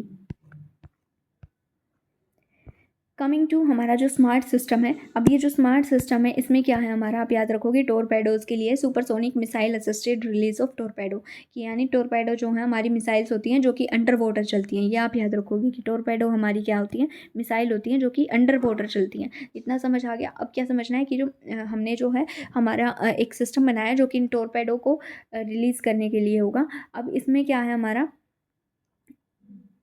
एक तो ये नाम ही याद कर लो, missile assisted release of torpedo. इसके अलावा ये कैनिस्टर बेस्ड मिसाइल सिस्टम है। कैनिस्टर क्या होता है बेसिकली, जिसमें हम मिसाइल को स्टोर करके रखते हैं, जैसे हमारे जो आप समझ सकते हो कि ऐसा सा स्ट्रक्चर। अब इसके अंदर अगर हमने मिसाइल को स्टोर करके रखा है तो ये जो बाहर वाला होगा ये कैनिस्टर हो जाएगा, तो ऐसा सा स्ट्रक्चर होता है। अब पैराशूट बेस्ड रिलीज सिस्टम होगा, यानी पैराशूट जैसे लॉन्च होते हैं वैसे ही ये लॉन्च होंगे। तो ये इतना आप याद रखोगे, इससे ज़्यादा कुछ याद रखने की ज़रूरत नहीं है। कमिंग टू अभेद, अभेद क्या है हमारा, अभेद है हमारा advance ballistic for high energy defeat, यानी इसका हम यूज़ करते हैं किसमें, बुलेट प्रूफ जैकेट्स बनाने में। Light weight bullet proof jackets हैं। अब अभेद यानी कि उसे कोई भेद नहीं सकता, यानी अगर गोली भी आई तो वो उसे भेद नहीं पाएगी। तो ये क्या करते हैं, हमारी जो बुलेट प्रूफ जैकेट्स हैं वहाँ पर हम इनका यूज़ कर रहे हैं। पॉलीमर्स से बनती हैं। ये कौन से पॉलीमर से बन रही है हमारी, ये हमारी बन रही है boron carbide ceramic material. Boron carbide से हमारी बन रही है, इतना आप याद रखोगे। बोरोन कार्बाइड से बन रही है, बुलेट प्रूफ जैकेट्स हैं। इसके अलावा हमने बात करी थी, पॉलीमर की बात ही आ रही है तो, कि हमारा एक पॉलीमर था that is carbon fibre. Carbon fibre की अगर हम बात करते हैं तो वो हमारे क्या थे, रिसाइकल हो सकते थे, ये आप याद रखोगे। और वो टेम्परेचर टोलरेंट भी थे। एक दो और भी थी, जो भी थी उनकी प्रॉपर्टीज़ वो आप याद करोगे। इसके अलावा अगर हम बात कर लेते हैं गौरव की, तो गौरव जो है हमारा वो एक लॉन्ग रेंज ग्लाइड बॉम्ब है, ग्लाइड बॉम्ब है, लॉन्ग रेंज ग्लाइड बॉम्ब है, जिसे हमने सुखोई 30 से लॉन्च करके देखा है। तो यहाँ पर हमें दो तीन चीज़ें याद रखनी है। पहली बात तो जो ग्लाइड बॉम्ब है वो क्या करता है, वो हाइब्रिड नेविगेशन स्कीम का यूज़ करता है, यानी जो नेविगेशन के लिए जो डाटा होगा वो दो सिस्टम से कनेक्ट होगा। एक तो इंडिया का जो नेविगेशन सिस्टम है, और एक जो जीपीएस का डाटा है। जीपीएस किसका है हमारा, यूएस का है। अब यहीं पे दो तीन चीज़ें देख लो कि जो जीपीएस सिस्टम है वो हमारा किसका है, यूएस का है। इंडिया का जो है नाविक है, नाविक आपको पता ही होगा इंडिया का है। इसके अलावा हमारा ग्लोनास, ये हमारा रशिया का है। इसके अलावा अगर हम बात करते हैं, ग्लोनास हो गया हमारा, बिडू हमारा, जिसे हम कंपास भी बोलते थे पहले, ये हमारा चाइना का है। और एक QZSS करके है आई गेस, ये हमारा जापान का है। तो ये चीज़ें आप याद करोगे, ये अच्छे से याद होनी चाहिए, क्वेश्चन आ रखा है इनका इसके ऊपर टेस्ट सीरीज में बहुत बार, तो याद कर लो इसे। इसके अलावा अगर हम बात करते हैं, रिसर्च सेंटर इमारत है जो जिसने इसे बनाया है। और तो आई गेस कुछ याद करने की ज़रूरत नहीं है। टारगेट्स को हिट करने के लिए है, वेट गला गला ख़राब हो गया बैठते बोलते बोलते, तो ठीक है। तो जीपीएस हमारा यूएस का है, देन ग्लोनास हमारा रशिया का है। देखो रशिया में 2 एस आ रहे हैं, ग्लोनास में भी 2 एस आ रहे हैं। नाविक पता लग रहा है इंडिया का है। जीपीएस जो कि बहुत फेमस है, इसमें क्या है, यूएस का है। इसके अलावा बिडू चाइना का है। अब देख लो वहाँ पर सारे नाम ऐसे ही होते हैं जो ऊ पे एंड करते हैं, तो देख लो ये चाइना का है। कंपास इसका पुराना नाम है, सी से हो गया। QZSS करके है जो कि हमारा जापान का है। इसके अलावा हम बात कर लेते हैं जोरावर टैंक्स की। जोरावर टैंक्स जो हैं हमारे, ये हमारे टैंक हैं जो कि लाइट वेट हैं और हाई एल्टीट्यूड के लिए बने हैं, तो ये आप याद रखोगे। तो आप ऐसे याद कर लो, जोर लगा के हाइशा यानी ऊपर धकेलना है हमें, और लाइट वेट है यानी इजीली हम धकेल भी सकते हैं कि हल्के हैं, और हाई एल्टीट्यूड के लिए हमारे हैं। तो इस तरीके से आप याद करोगे। जनरल जोरावर सिंह के नाम पर इसका जो नाम है वो दिया गया है। इसके अलावा अगर हम बात करते हैं सीबेक्स 2 की, तो जो ये सीबेक्स 2 है हमारा, यहाँ पे आपको अब दोनों तीनों के बारे में दो तीन चीज़ें याद रखनी है। एक तो ये हमारा एक्सप्लोजिव है, ये आप याद रखोगे। इसके अलावा सबसे ज़्यादा पोटेंट है ये, नॉन न्यूक्लियर एक्सप्लोजिव, यानी जो न्यूक्लियर है वो तो ऑफकोर्स बहुत ज़्यादा पोटेंशियल होता है उनमें डिस्ट्रक्शन कोज करने का, लेकिन ये एक हमारा ऐसा है जो कि न्यूक्लियर नहीं होके भी बहुत ज़्यादा डिस्ट्रक्शन कोज कर सकता है। इसके अलावा 2.01 टाइम लिथैलिटी है इसकी ट्राई नाइट्रोटोल्विन से। अब ये चीज़ याद रखोगे, जहाँ पर भी जो नाइट्रो वर्ड आएगा वहाँ पर क्या होगा, एक्सप्लोजिव होगा। तो ये आप याद रखोगे 2.01 टाइम जो है ये ज़्यादा डेडली है किससे, ट्राई नाइट्रोटोल्विन से। ट्राई नाइट्रोटोल्विन हमारा एक एक्सप्लोजिव है जो कि हमारा यूज़ होता है किसमें, नाम से ही पता लग रहा है, तो ग्रेनेड वगैरह में हम इसका यूज़ करते हैं। सीबेक्स 2 हो गया। अब आते हैं सिटबेक्स 1 पे। सिटबेक्स 1 क्या है, थर्मोबायरिक एक्सप्लोजिव। अब थर्मोबायरिक एक्सप्लोजिव ये क्या करता है, इंटेंस हीट जनरेट करता है। जब भी ब्लास्ट होगा बहुत ज़्यादा हीट जनरेट करेगा। अब आ जाता है सीमैक्स 4। सीमैक्स 4 में क्या होगा, हीट भी होगी लेकिन उसके साथ साथ क्या होगा, सॉरी, इसको जो स्टोर करना है वो इजी है, इसे स्टोर करना इजी हो जाएगा। इसके बाद अगर हम बात करते हैं हमारा जो ओके सो ये जो थर्मोबारिक है ये टेम्परेचर को और प्रेशर को भी ज़्यादा हाई कर देता है, जिसके कारण जो है इनकी जो डेडलीनेस है वो इंक्रीज़ हो जाती है। अब यहीं पर हम बात कर लेते हैं 2-3 चीज़ों की। एक हमारा हो जाता है डंप बॉम्ब, चल जा यार। एक हो जाता है हमारा डर्टी बॉम्ब और एक हो जाता है हमारा वैक्यूम बॉम्ब।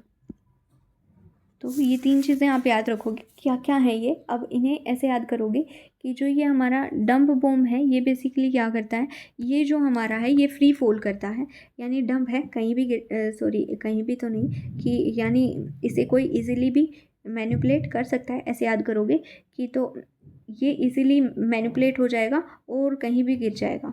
तो यानी फ्री फॉल कर जाएगा, ग्रेविटी इसे इजीली मैनिपुलेट कर सकती है, तो ये फ्री फॉल करता है। इसके अलावा अगर हम बात करते हैं डर्टी बॉम्ब की, तो डर्टी बॉम्ब क्या करता है बेसिकली,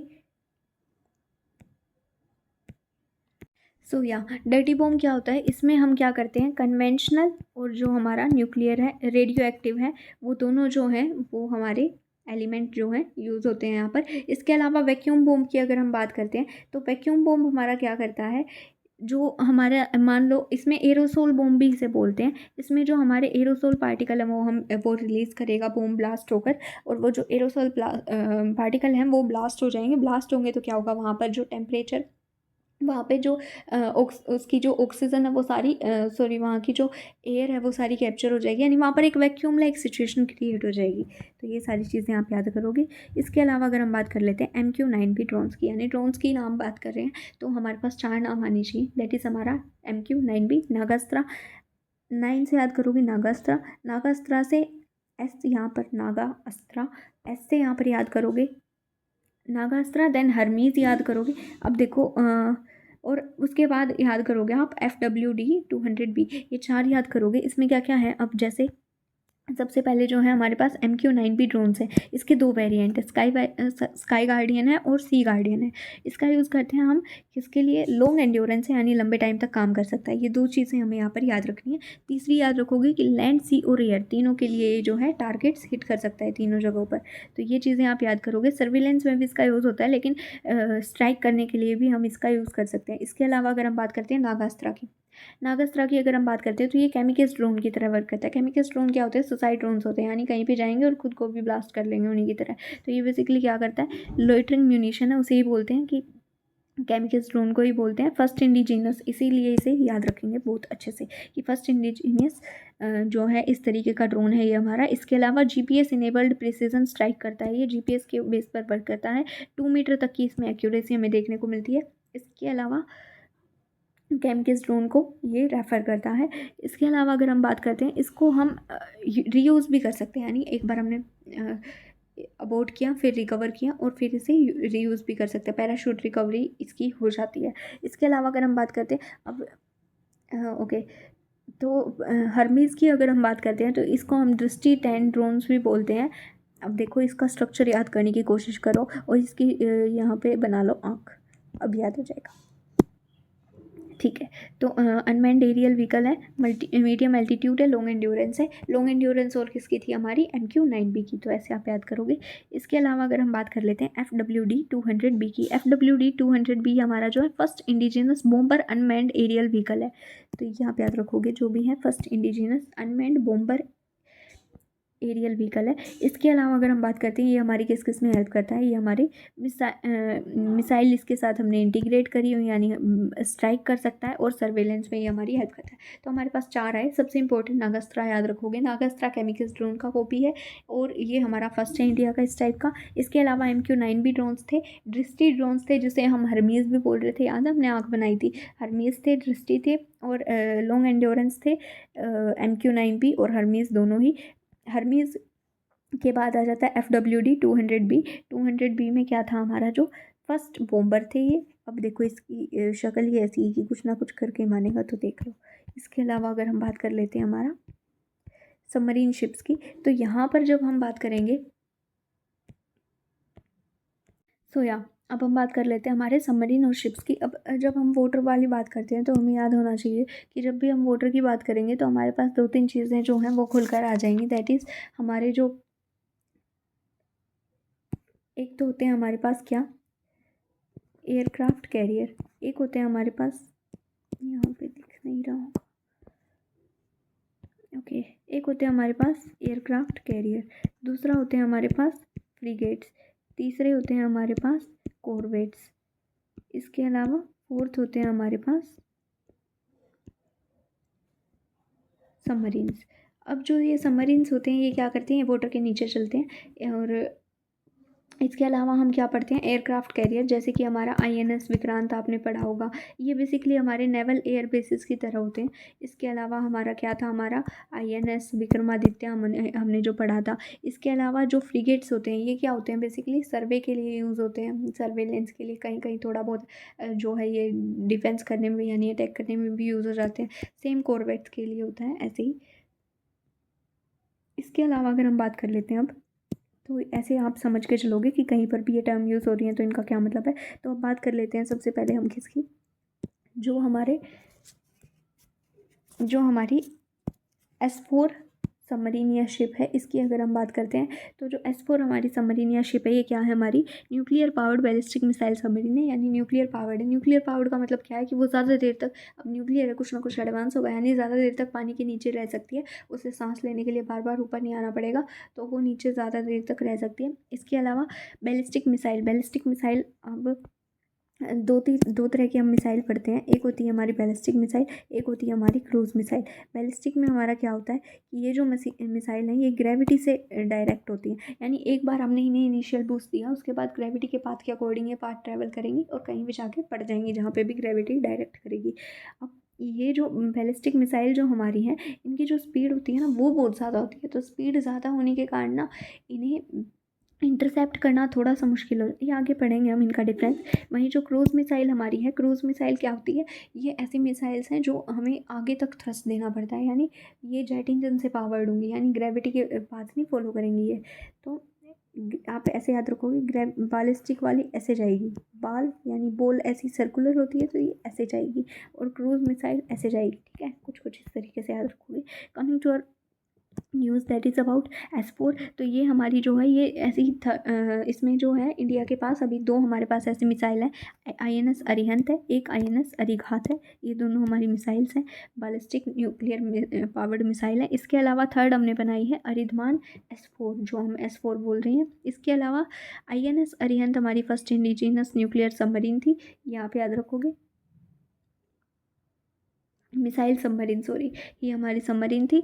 इसके अलावा अगर हम बात करते हैं इंडिया के अलावा किस किसने बना ली, तो US रशिया चाइना तो हर जगह आ जाते हैं, UK और फ्रांस और ऐड कर लोगे। जो सबमरीन है इसमें हमने, अब UK और फ्रांस आ गए ना, तो अब UK के से आप याद कर लो, K4 बैलिस्टिक मिसाइल भी हमने इसमें लगा रखी है।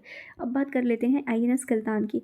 अब ये जो INS किल्तान है हमारे पास, ये हमारे पास क्या है, एंटी सबमरीन वॉरफेयर कॉर्वेट है, यानी ये हमारे पास एंटी सबमरीन वॉरफेयर के लिए है। इसके अलावा अगर हम बात करते हैं प्रोजेक्ट 28 में हमारा जो है ये आता है, प्रोजेक्ट 28 में आएगा, ये आप याद रखोगे।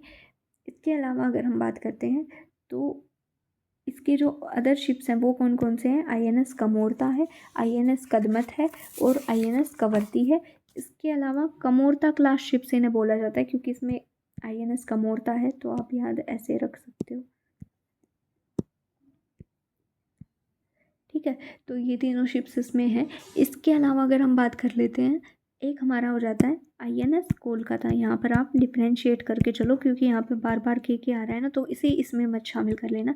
ये क्या है हमारे? ये गाइडेड मिसाइल डिस्ट्रॉयर है। Oh shit, okay.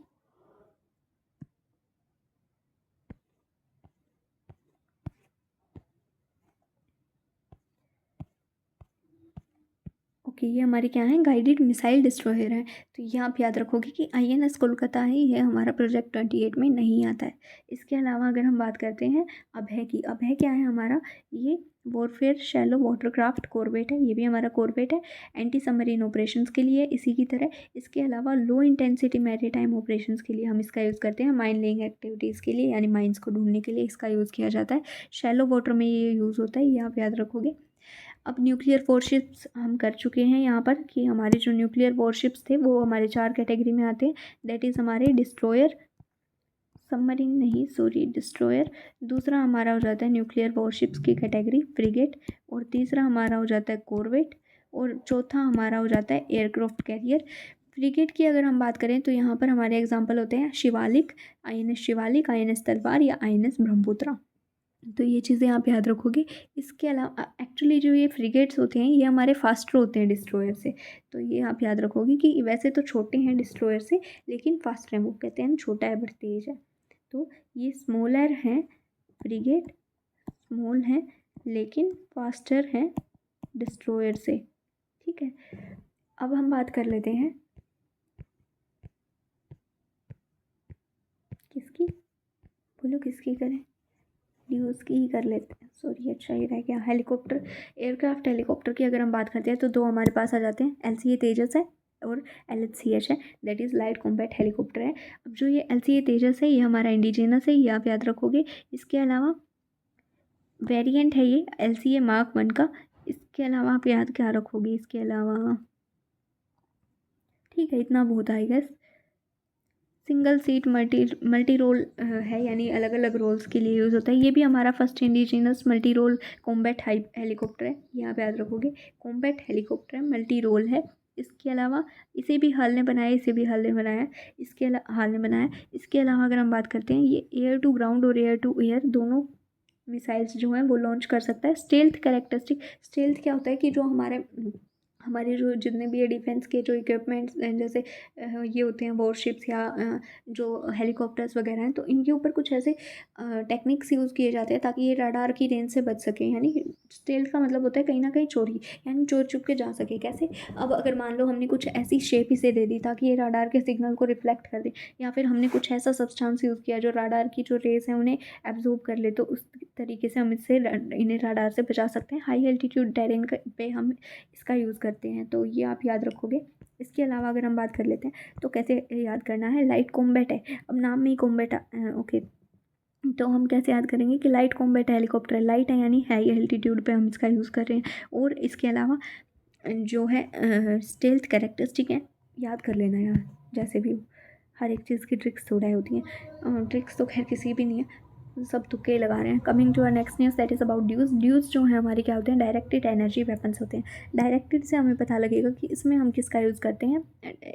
डायरेक्टेड यानी लेज़र हाईली डायरेक्टेड होता है, तो लेज़र का हम यूज़ कर सकते हैं, लेज़र बीम्स का हम यूज़ कर सकते हैं। इसके अलावा हम इसका यूज़ कर सकते हैं, पार्टिकल बीम का यूज़ कर सकते हैं। नीचे ही पढ़ लो यार, नहीं लिखा जा रहा। आई डोंट नो कि क्या ही प्रॉब्लम आ जाती है इस लेटर वाले में। तो जो भी हमारा इसमें क्या होता है, हम इलेक्ट्रोमैग्नेटिक या पार्टिकल टेक्नोलॉजी का यूज़ करते हैं, काइनेटिक एनर्जी का यूज़ नहीं करते हैं डैमेज को करने के लिए। बेसिकली हाईली फोकस्ड होते हैं, हाईली फोकस्ड होंगे तो क्या होगा कि आसपास का डैमेज कम होगा। तो बिल्कुल पर्टिकुलर, जैसे मान लो कई बार ऐसा होता है कि आसपास जो सिविलियंस हैं वो हैं उनके ऊपर उनको कोई नुकसान ना हो, ऐसी जगह पे हमें जब कुछ मिशन कैरी आउट करना है तो वहाँ पर इनका यूज़ किया जा सकता है। तो इसमें हम किस किस का यूज़ कर सकते हैं? इलेक्ट्रॉनिक वॉरफेयर के लिए ये टर्म है कहीं ना कहीं। तो यहाँ पर हम इलेक्ट्रोमैग्नेटिक स्पेक्ट्रम में जो हमारी रेडिएशंस होती हैं उनका यूज़ करते हैं, लेज़र का यूज़ कर सकते हैं, माइक्रोवेव्स का, मिलीमीटर वेव्स का और साथ में पार्टिकल बीम वेपन्स का। तो आप याद रखोगे लेज़र का यूज़ कर रहे हैं, पार्टिकल वेव का यूज़ कर रहे हैं, मिलीमीटर और माइक्रोवेव का यूज़ कर रहे हैं। इसके अलावा ड्यूज़ जो है हमारे पास, उसका यूज़ हम कैसे कैसे कर सकते हैं, मिलिट्री में कर सकते हैं या फिर सिविल क्राउड कंट्रोल में कर सकते हैं, लॉ इन्फोर्समेंट के लिए माइक्रोवेव्स और लेज़र वेव का। इसके अलावा स्पेस ऑपरेशंस में कर सकते हैं, anti satellite options carry out करने के लिए, ऑपरेशंस कैरी आउट करने के लिए। इसके अलावा अगर हमें अब ड्यूज़ के नाम से ही हमें 2-3 चीज़ें याद आ जानी चाहिए, काली दुर्गा और हमारा जो है नेत्रा, त्रिनेत्रा। तो ये जो प्रोजेक्ट हमारे चलाए गए हैं ये कहीं ना कहीं किसके लिए हैं, ये ड्यूज़ के लिए है कि जो हमारे ड्यूज़ हैं उनसे सेफ गार्ड करने के लिए हम कैसे जो है अपने ये हमारे ड्यूज़ के एग्जाम्पल हैं कि जो दुर्गा है और जो त्रिनेत्रा है, त्रिनेत्रा हमारा DRDO ने बनाया है, बाकी जो काली हमारा वो DRDO और बार्क ने बनाया। तो ये सारे आप याद रखोगे, दुर्गा, काली, त्रिनेत्रा। अब देखोगे दुर्गा और काली दोनों तो माता हमारे जो गॉडेसेस हैं उनके नाम है। इसके अलावा त्रिनेत्रा आप शिव जी से रिलेट करके याद कर सकते हो कि ड्यूज जो है डायरेक्टेड कौन होते हैं, भगवान होते हैं, यानी बहुत ज़्यादा फोकस्ड होते हैं। तो इस तरीके से आप याद कर सकते हो। इलेक्ट्रॉनिक वॉरफेयर सिस्टम की अगर हम बात करते हैं तो हमारे पास शक्ति आ जाता है, इंटीग्रेटेड इलेक्ट्रॉनिक वॉरफेयर सिस्टम आ जाता है जो कि प्लेन, सेमी डेजर्ट और माउंटेनस रीजन के लिए है। इंटीग्रेटेड से पता लग रहा है तीनों चीज़ों के लिए होगा। इसके अलावा हिम शक्ति है, संयुक्ता है, संयुक्ता यानी सबको कंबाइन करने वाला है। इस तरीके से याद करोगे, संयुक्ता यानी मल्टीपल जैमिंग करेगा, सबके ऊपर अप्लाई होगा, परफॉर्म मल्टीपल जैमिंग। इसके अलावा अगर हम बात करते हैं शक्ति जो है वो क्या करता है, एक डिफेंस की जो लेयर है वो प्रोवाइड करता है ताकि मॉडर्न जो राडार्स हैं उनकी पकड़ में हम ना आ सके।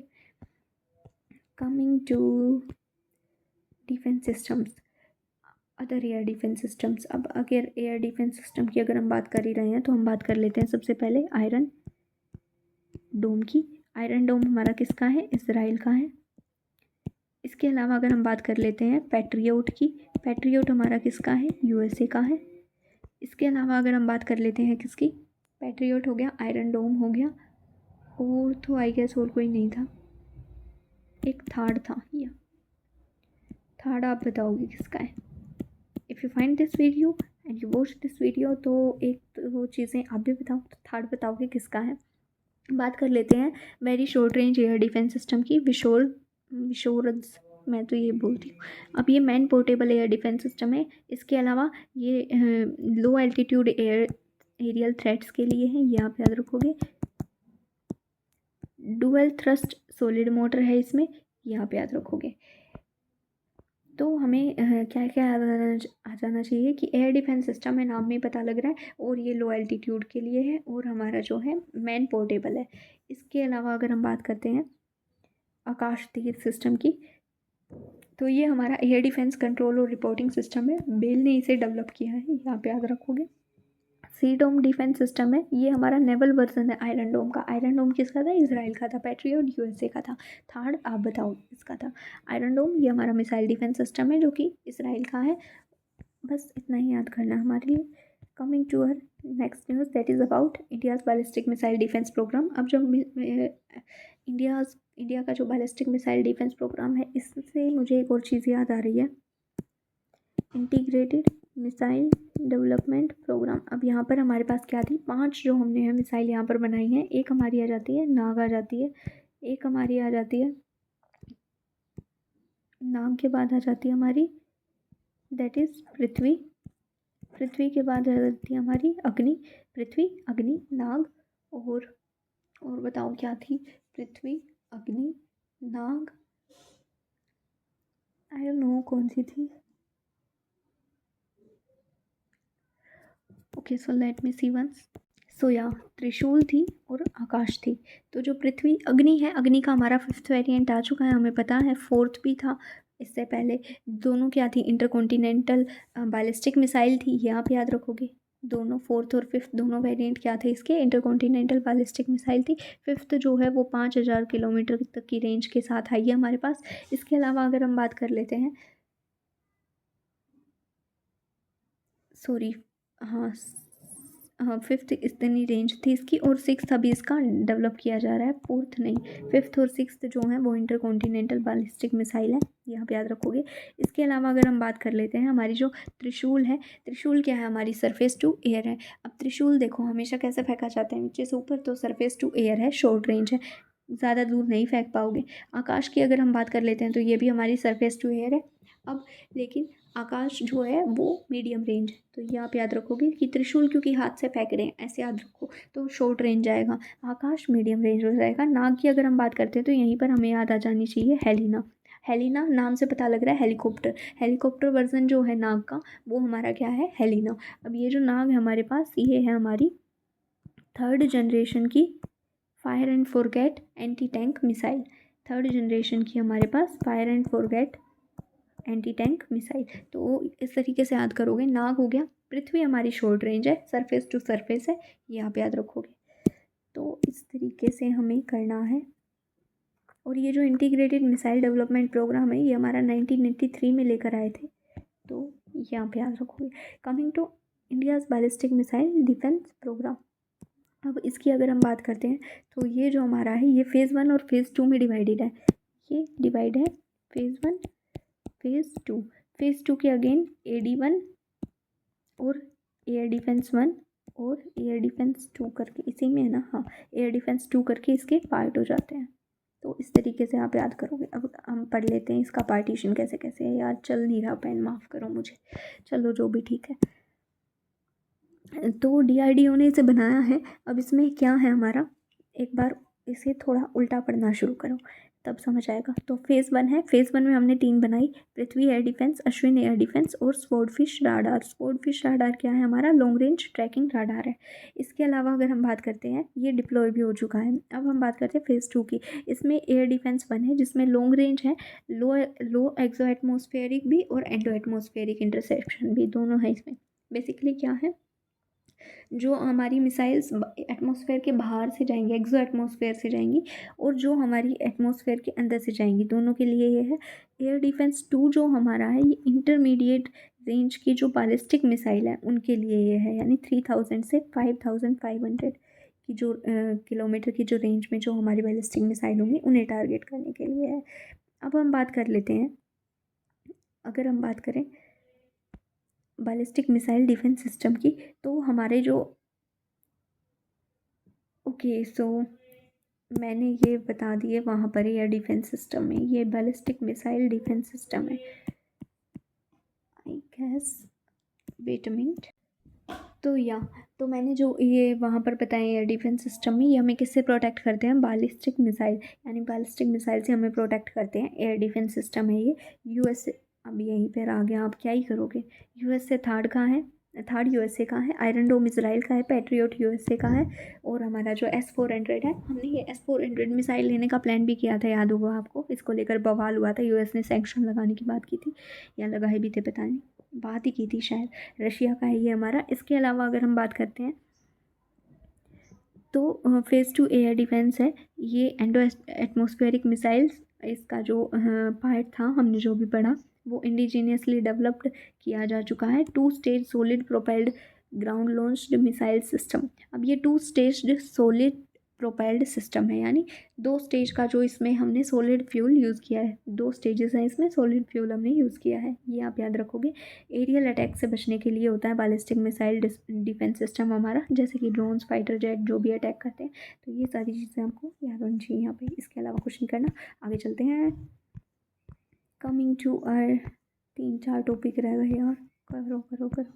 तो मिसाइल्स की अगर हम बात कर लेते हैं, मिसाइल से हमें याद आना चाहिए इंटीग्रेटेड मिसाइल डेवलपमेंट प्रोग्राम। यहाँ पर हमने क्या पढ़ी थी, नाग पढ़ी थी। नाग जो हेलीकॉप्टर वर्जन उसका क्या था, हमारी एंटी टैंक मिसाइल थी, थर्ड जनरेशन की थी। इसका जो वर्जन था हेलीकॉप्टर वाला वो हेलिना था। उसके अलावा आकाश थी, सरफेस टू एयर थी, लेकिन वो मीडियम रेंज थी, क्योंकि त्रिशूल जो थी वो शॉर्ट रेंज थी, हाथ से फेंक रहे थे, और वो भी क्या थी, सरफेस टू एयर थी। देन अग्नि आ गई थी, अग्नि का हमने 5वां 6वां वेरियंट हम 6वां बना रहे हैं। 5वां जो था वो 5000 किलोमीटर की रेंज पे था, इंटरकॉन्टिनेंटल बैलिस्टिक मिसाइल थी दोनों। इसके अलावा त्रिशूल की अगर हम बात करते हैं, त्रिशूल हो चुका हमारा, पृथ्वी सरफेस टू सरफेस थी, शॉर्ट रेंज थी। कमिंग टू जो हमारी ब्रह्मोस मिसाइल है, ये हमारी क्या है, 2 स्टेज सुपरसोनिक क्रूज मिसाइल है। अब सुपरसोनिक से हमें याद आता है 3 क्लासिफिकेशन करते हैं हम मिसाइल्स के, जो भी है मतलब साउंड के बेस पे। तो वो क्या होता है, सो बेसिकली होता क्या है कि जब हम किसी मिसाइल की जो साउंड है वो कंपेयर करते हैं, कि जो मिसाइल की जो स्पीड है वो हम कंपेयर करते हैं किससे, साउंड की स्पीड से। तो हम क्या बोलते हैं उसे, तो हम उसे मैक में मेज़र करते हैं, मैक। तो जो हमारी अगर स्पीड जो हमारी है वो लेस देन 1 है तो वो हमारा हो जाता है सबसोनिक। इसके अलावा अगर हमारी 3 से 5 है तो वो हो जाता है सुपरसोनिक। और हाइपरसोनिक यानी 5 मैक से भी ज़्यादा की स्पीड है। तो इस तरीके से आप याद करोगे। ब्रह्मोस मिसाइल हमारी फायर एंड फॉरगेट है। और फायर एंड फॉरगेट कौन सी थी हमारी, यहाँ पे याद आ जानी चाहिए आपको, नाग से याद आ जाना चाहिए हेलिना। ये दोनों आपको याद आनी चाहिए। यहाँ पर लॉन्ग फ्लाइट रेंज है हमारी, लो राडार सिग्नेचर। यानी अब ब्रह्मोस मिसाइल जो है हमारी वो राडार से इजीली ट्रैक नहीं की जा सकती। कमिंग टू रुद्रम जो है हमारी सॉलिड प्रोपेल्ड है, एयर लॉन्च मिसाइल है, डीआरडीओ ने बनाई है, एयर टू सरफेस है, ऊपर से नीचे गिरेगी, एंटी रेडिएशन मिसाइल है, न्यू जनरेशन की first indigenous anti radiation missile of air force. तो ये हमें पता होना चाहिए, फर्स्ट इंडिजिनस है, एंटी रेडिएशन मिसाइल है। फर्स्ट इंडिजिनस बॉम्बर कौन सा था वो आप मुझे बताओगे नीचे। और जो फर्स्ट इंडिजिनस एक और चीज़ पढ़ी थी हमने एयरक्राफ्ट में, लाओ देख ही लेते हैं, क्यों किसी के ऊपर छोड़। तो हमारी जो फर्स्ट इंडिजिनस हमारा, ओके, ये तो सबमरीन शिप्स आ गए, ये हेलीकॉप्टर्स आ गए, ये रहे। हाँ, फर्स्ट इंडिजिनस बॉम्बर हमारा FWD था और फर्स्ट इंडिजिनस हमारा केमिकल्स वाला था नागास्त्रा। अब हम बात कर लेते हैं, ओके, नाग से हमें नागास्त्रा भी याद आना चाहिए, ठीक है। अब बढ़ाते जाओ ऐसे ही। Coming to uh passive homing head. अच्छा, ये जो है हमारा, ये वर्क करता है इनर्शियल नेविगेशन सिस्टम पर। इनर्शियल नेविगेशन सिस्टम क्या है बेसिकली, ये हमारा GPS यूज़ करता है और ये हमारा पैसिव होमिंग हेड यूज़ करता है। यानी जो ये पैसिव होमिंग हेड है ये क्या करता है, ये क्लासीफाई करता है, डिटेक्ट करता है टारगेट्स को। ये तो जो इनर्शियल नेविगेशन सिस्टम अब कहीं भी आता है तो आपके दिमाग में ये दोनों चीज़ आनी चाहिए, GPS और पैसिव होमिंग हेड, यानी जो डिटेक्ट करेगा, क्लासीफाई करेगा टारगेट्स को। इसके अलावा अगर हम बात कर लेते हैं बियॉन्ड अस्त्रा मिसाइल, तो ये जो है हमारी, ये beyond visual range air to air missile है। और इसके अलावा ये DRDO ने बनाई है, बस हाईली मैनोवरिंग सुपरसोनिक एयरक्राफ्ट, यानी सुपरसोनिक मिसाइल है और एयर टू एयर है अस्त्रा। यानी अस्त्र क्या है, देखो अस्त्र को आप इमेजिन करो कि हवा में मारे जाएंगे। तो आप कर लो यार, क्योंकि जो भगवान थे वो अस्त्रों को हवा में फेंक देते थे। तो इस तरीके से आप याद करो। तो कंप्लीटिंग अवर अग्नि प्राइम पे आते हैं। तो यहाँ पे देखो ये वही आ गया, इंटीग्रेटेड मिसाइल डेवलपमेंट प्रोग्राम, ये हम ऑलरेडी कर चुके हैं। पृथ्वी हो गई हमारी short range surface to surface, Agni हो गई इंटरमीडिएट रेंज बैलिस्टिक मिसाइल। इसके अलावा अग्नि 5 की रेंज हमने देखी 5000 किलोमीटर। त्रिशूल हो गया, अग्नि पे आई गेस क्वेश्चन आ भी चुके हैं। आकाश हो गया, नाग हो गया। अब अगर हम बात कर लेते हैं हमारी जो अग्नि प्राइम है, अग्नि प्राइम क्या है हमारी, बैलिस्टिक मिसाइल है। ये आप याद रखोगे कि ग्रेविटी के अकॉर्डिंग ट्रैवल करेगी। जो इसका टेस्ट है वो स्ट्रेटेजिक फोर्सेस कमांड ने कंडक्ट किया है विद DRDO। अब ये जो स्ट्रेटेजिक फोर्सेस कमांड है ये बेसिकली क्या करती है, ये न्यूक्लियर वेपन जो स्टॉक पाइल है उसका टैक्टिकल कंट्रोल, उसका एडमिनिस्ट्रेशन समझ सकते हो, बेसिकली ये करती है। ये इतना इंपॉर्टेंट नहीं है, इंपॉर्टेंट है, बैलिस्टिक मिसाइल है, ये आपको पता होनी चाहिए सारी चीज़ें। इसके अलावा अगर हम बात करते हैं इनर्शियल नेविगेशन सिस्टम पे ये वर्क करती है। इनर्शियल नेविगेशन सिस्टम का मतलब क्या आना चाहिए आपके दिमाग में, GPS और PHH ही था ना, yes, passive homing head PHH। तो ये दोनों चीज़ें आपके दिमाग में आ जानी चाहिए। इसके अलावा अगर हम बात करते हैं तो इसके अलावा तो आई डोंट थिंक कि आपको कुछ करने की ज़रूरत है। सरफेस टू सरफेस मिसाइल है, बैलिस्टिक मिसाइल है, मीडियम टू इंटरकॉन्टिनेंटल रेंज होती है इनकी। सो या अब अग्नि प्राइम जो है ये न्यूक्लियर कैपेबल एडवांस्ड वेरिएंट है, ये आपको पता होना चाहिए कि ये न्यूक्लियर कैपेबल है, ठीक है।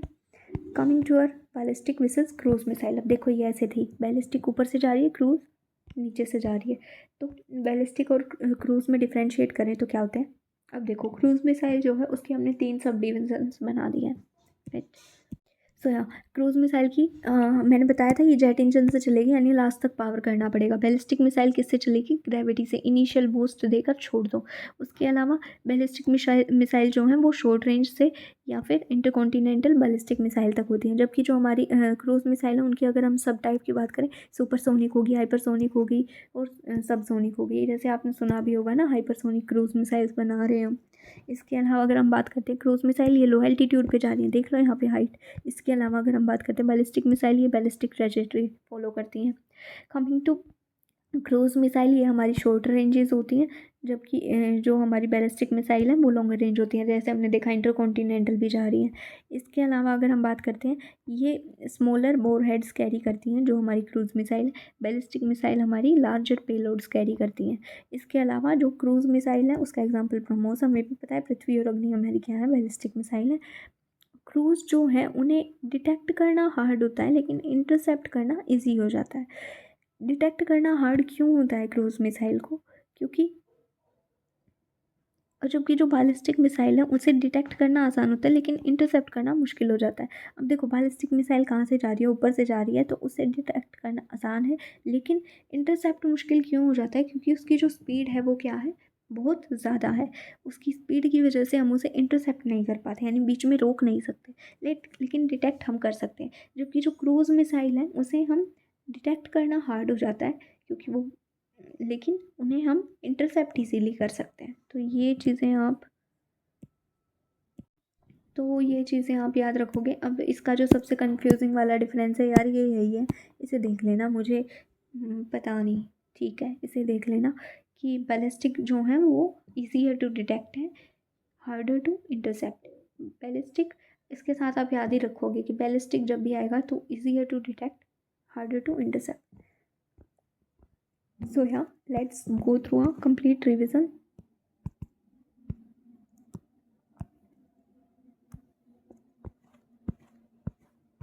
नीचे से शुरू करते हैं, ऊपर तक आते हैं।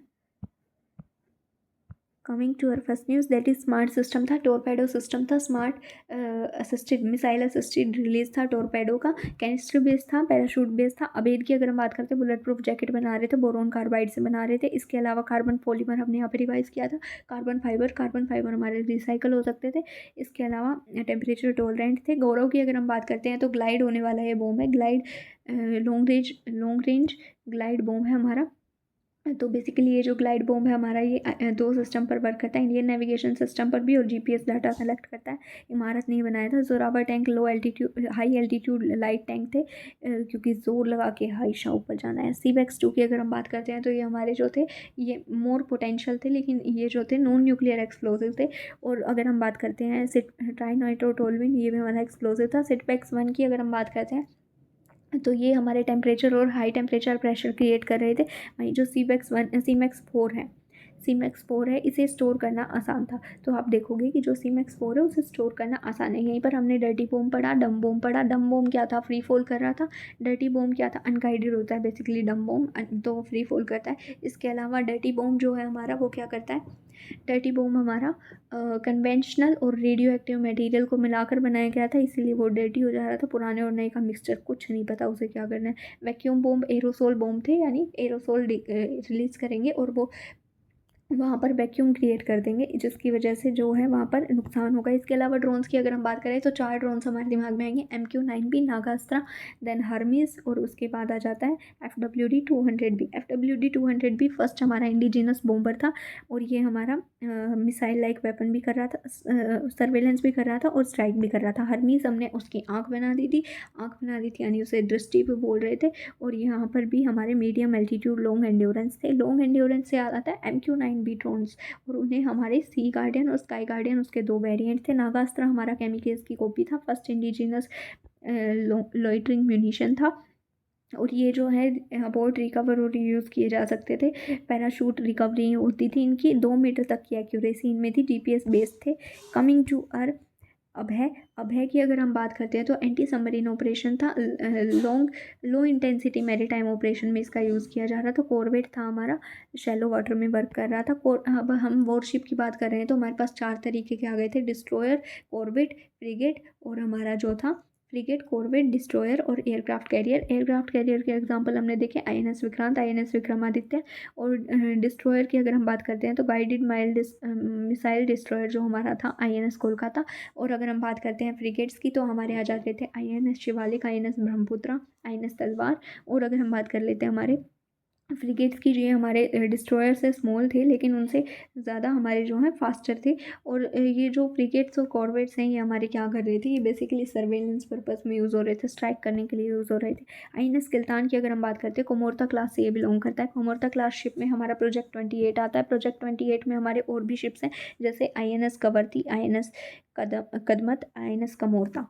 इसके अलावा S4 जो है हमारी, ये बैलिस्टिक मिसाइल न्यूक्लियर सबमरीन थी, न्यूक्लियर पावर्ड, यानी वो देर तक पानी में रहेगी। और इसी में हमारी और आ जा रही थी INS Arihant, INS अरिगात। INS Arihant हमारी फर्स्ट थी। चाइना, UK, फ्रांस ने इसे बना लिया। एशिया, यूक्रेन, ये Russia, US, China, UK, France ने इसे बना लिया। K4 बैलिस्टिक मिसाइल इसमें हमारी थी। अरिधमान हमारी थर्ड है, ये S4। Coming to LCA Tejas combat. और LCA हमारा, LCH जो है हमारा, LCH हमारा बेसिकली क्या कर रहा था, ये हाई एल्टीट्यूड पे वर्क कर रहा था। इसके अलावा जो है ये हमारा स्टेल्थ कैरेक्टरिस्टिक शो कर रहा था, air to ground, air to air चला रहा था मिसाइल्स को। मल्टी रोल कॉम्बैट हेलीकॉप्टर था, first indigenous multi role combat helicopter. इसके अलावा लाइट कॉम्बैट तेजस की अगर हम बात करते हैं, सिंगल सीट है, मल्टी रोल है। और ये LCA Mark 1 का हमारा जो है वेरिएंट है। कमिंग टू ड्यूज़ में हमने देखा 4 तरह की हम रेडिएशन यूज़ कर रहे थे, माइक्रोवेव, मिलीमीटर वेव, इसके अलावा हम यूज़ कर रहे थे पार्टिकल वेव, और हम यूज़ कर रहे थे हमारी जो थी लेज़र वेव। ये 4 हम यूज़ कर रहे थे। डायरेक्टेड होते हैं, यानी हमारे पास डायरेक्टेड कौन होते हैं, भगवान होते हैं। 3 चीज़ें आ जाती हैं, दुर्गा, काली, और हमारे पास एक और था त्रिनेत्रा। त्रिनेत्रा DRDO का था, काली हमारा DRDO और किसका था, भारत का था। इसके अलावा अगर हम बात करते हैं, that is our electronic warfare system की। इलेक्ट्रॉनिक वॉरफेयर सिस्टम में हमारे पास 3 तरीके 4 तरीके के थे। संयुक्ता क्या था, मल्टीपल जैमिंग के लिए था। हिम शक्ति था हमारे पास, जो कि एक लेयर क्रिएट कर दे रहा था इलेक्ट्रॉनिक। इसके अलावा इंटीग्रेटेड था, इंटीग्रेटेड में हमारा माउंटेन, सेमी डेजर्ट और प्लेन तीनों के लिए था। इसके अलावा अगर हम बात कर लेते हैं, हम इसे यूज़ कर सकते हैं कहाँ कहाँ पर, क्राउड कंट्रोल में यूज़ कर सकते हैं, और जो स्पेस में है वहाँ पर यूज़ कर सकते हैं एंटी सैटेलाइट ऑपरेशन के लिए, और मिलिट्री में यूज़ कर सकते हैं। शॉर्ट एयर डिफेंस सिस्टम की अगर हम बात करते हैं तो थर्ड USA का था, पैट्रियोट USA का था। इसके अलावा अगर हम बात कर लेते हैं आयरन डोम की, इसराइल का था, जो कि S-400 हमारा रशिया का था। बिशोरेड्स हमारा इंडिया का है, very short range air defence system है हमारा। ये मैन पोर्टेबल है, लो एल्टीट्यूड के लिए है, डुअल थ्रस्ट सॉलिड मोटर है। कोई भी स्टेटमेंट बनकर आ सकता है, इसलिए प्लीज़ इसे फोकस करोगे, बार बार रिवाइज करोगे, यही एक सॉल्यूशन है। आकाश तीर जो है air defence control and reporting system है हमारा। सी डोम की अगर हम बात करते हैं तो ये हमारा आयरन डोम का नेवल वर्जन है। अब नेवल वर्जन से हमें याद आता है हेली वर्जन। हेली वर्जन किसका था, नाग का। नाग से हमें याद आता है नागास्त्रा, नागास्त्रा से केमिकेस ड्रोन, नागास्त्रा से हमें एक और चीज़ याद आती है कि वो इंडिया का फर्स्ट इस तरीके का जो ड्रोन था। कमिंग टू अर केमिकेज यानी सुसाइड करने वाले ड्रोन से हमें याद आएंगे 4 तरीके के ड्रोन। MQ-9 भी ड्रोन, हेमिस में दृष्टि भी बोल रहे थे हम। इसके अलावा MQ-9 भी हमारे लॉन्ग एंड्योरेंस थे, जिसके 2 वेरिएंट थे, स्काई गार्डियन और सी गार्डियन। उसके अलावा हमारे पास एक और था, दैट इज़ हमारा FWD-200 ड्रोन्स, जो कि हमारे लॉन्ग एंड्योरेंस थे।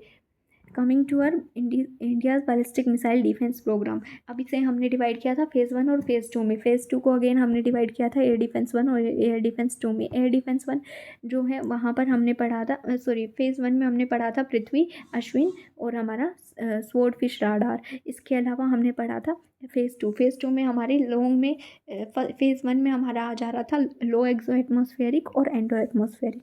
AD2 में हमारा आ जा रहा था इंटरमीडिएट रेंज के जो बैलिस्टिक मिसाइल थे उन्हें टारगेट करने के लिए।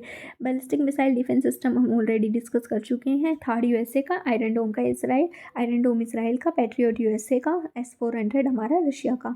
और ये जो है फेज़ 2, यहाँ पर हमारे पास 2 स्टेज सॉलिड प्रोपेल्ड फ्यूल है। कमिंग टू मिसाइल्स, ब्रह्मोस हमारी क्रूज मिसाइल थी, लो राडार कैप्चर थी, राडार कैप्चर कम हो पाता था। फायर एंड फॉरगेट हमारे पास, फायर एंड फॉरगेट से हमें क्या आएगा, क्या याद आएगा हमारे पास? नाग याद आएगा। नाग से हमें क्या याद आएगा? नागास्त्र याद आएगा। इस तरीके से आप याद करते चलोगे। कमिंग टू रुद्रम, रुद्रम की अगर हम बात करते हैं तो ये हमारी एयर लॉन्च्ड मिसाइल है। इसके अलावा एयर टू सरफेस है। इसके अलावा एंटी रेडिएशन मिसाइल है। अब देखो एंटी रेडिएशन से आप कैसे याद करोगे? रुद्रम का यू आर में कन्वर्ट कर लो, रेडिएशन बन जाएगा आपका, रेडिएशन का शॉर्ट फॉर्म। तो क्या होगा? First indigenous anti radiation missile है, इनर्शियल नेविगेशन सिस्टम पे वर्क करती है। और जो अस्त्रा मिसाइल की अगर हम बात करें तो beyond visual range air to air missile है, जो कि सुपरसोनिक है अस्त्रा। Coming to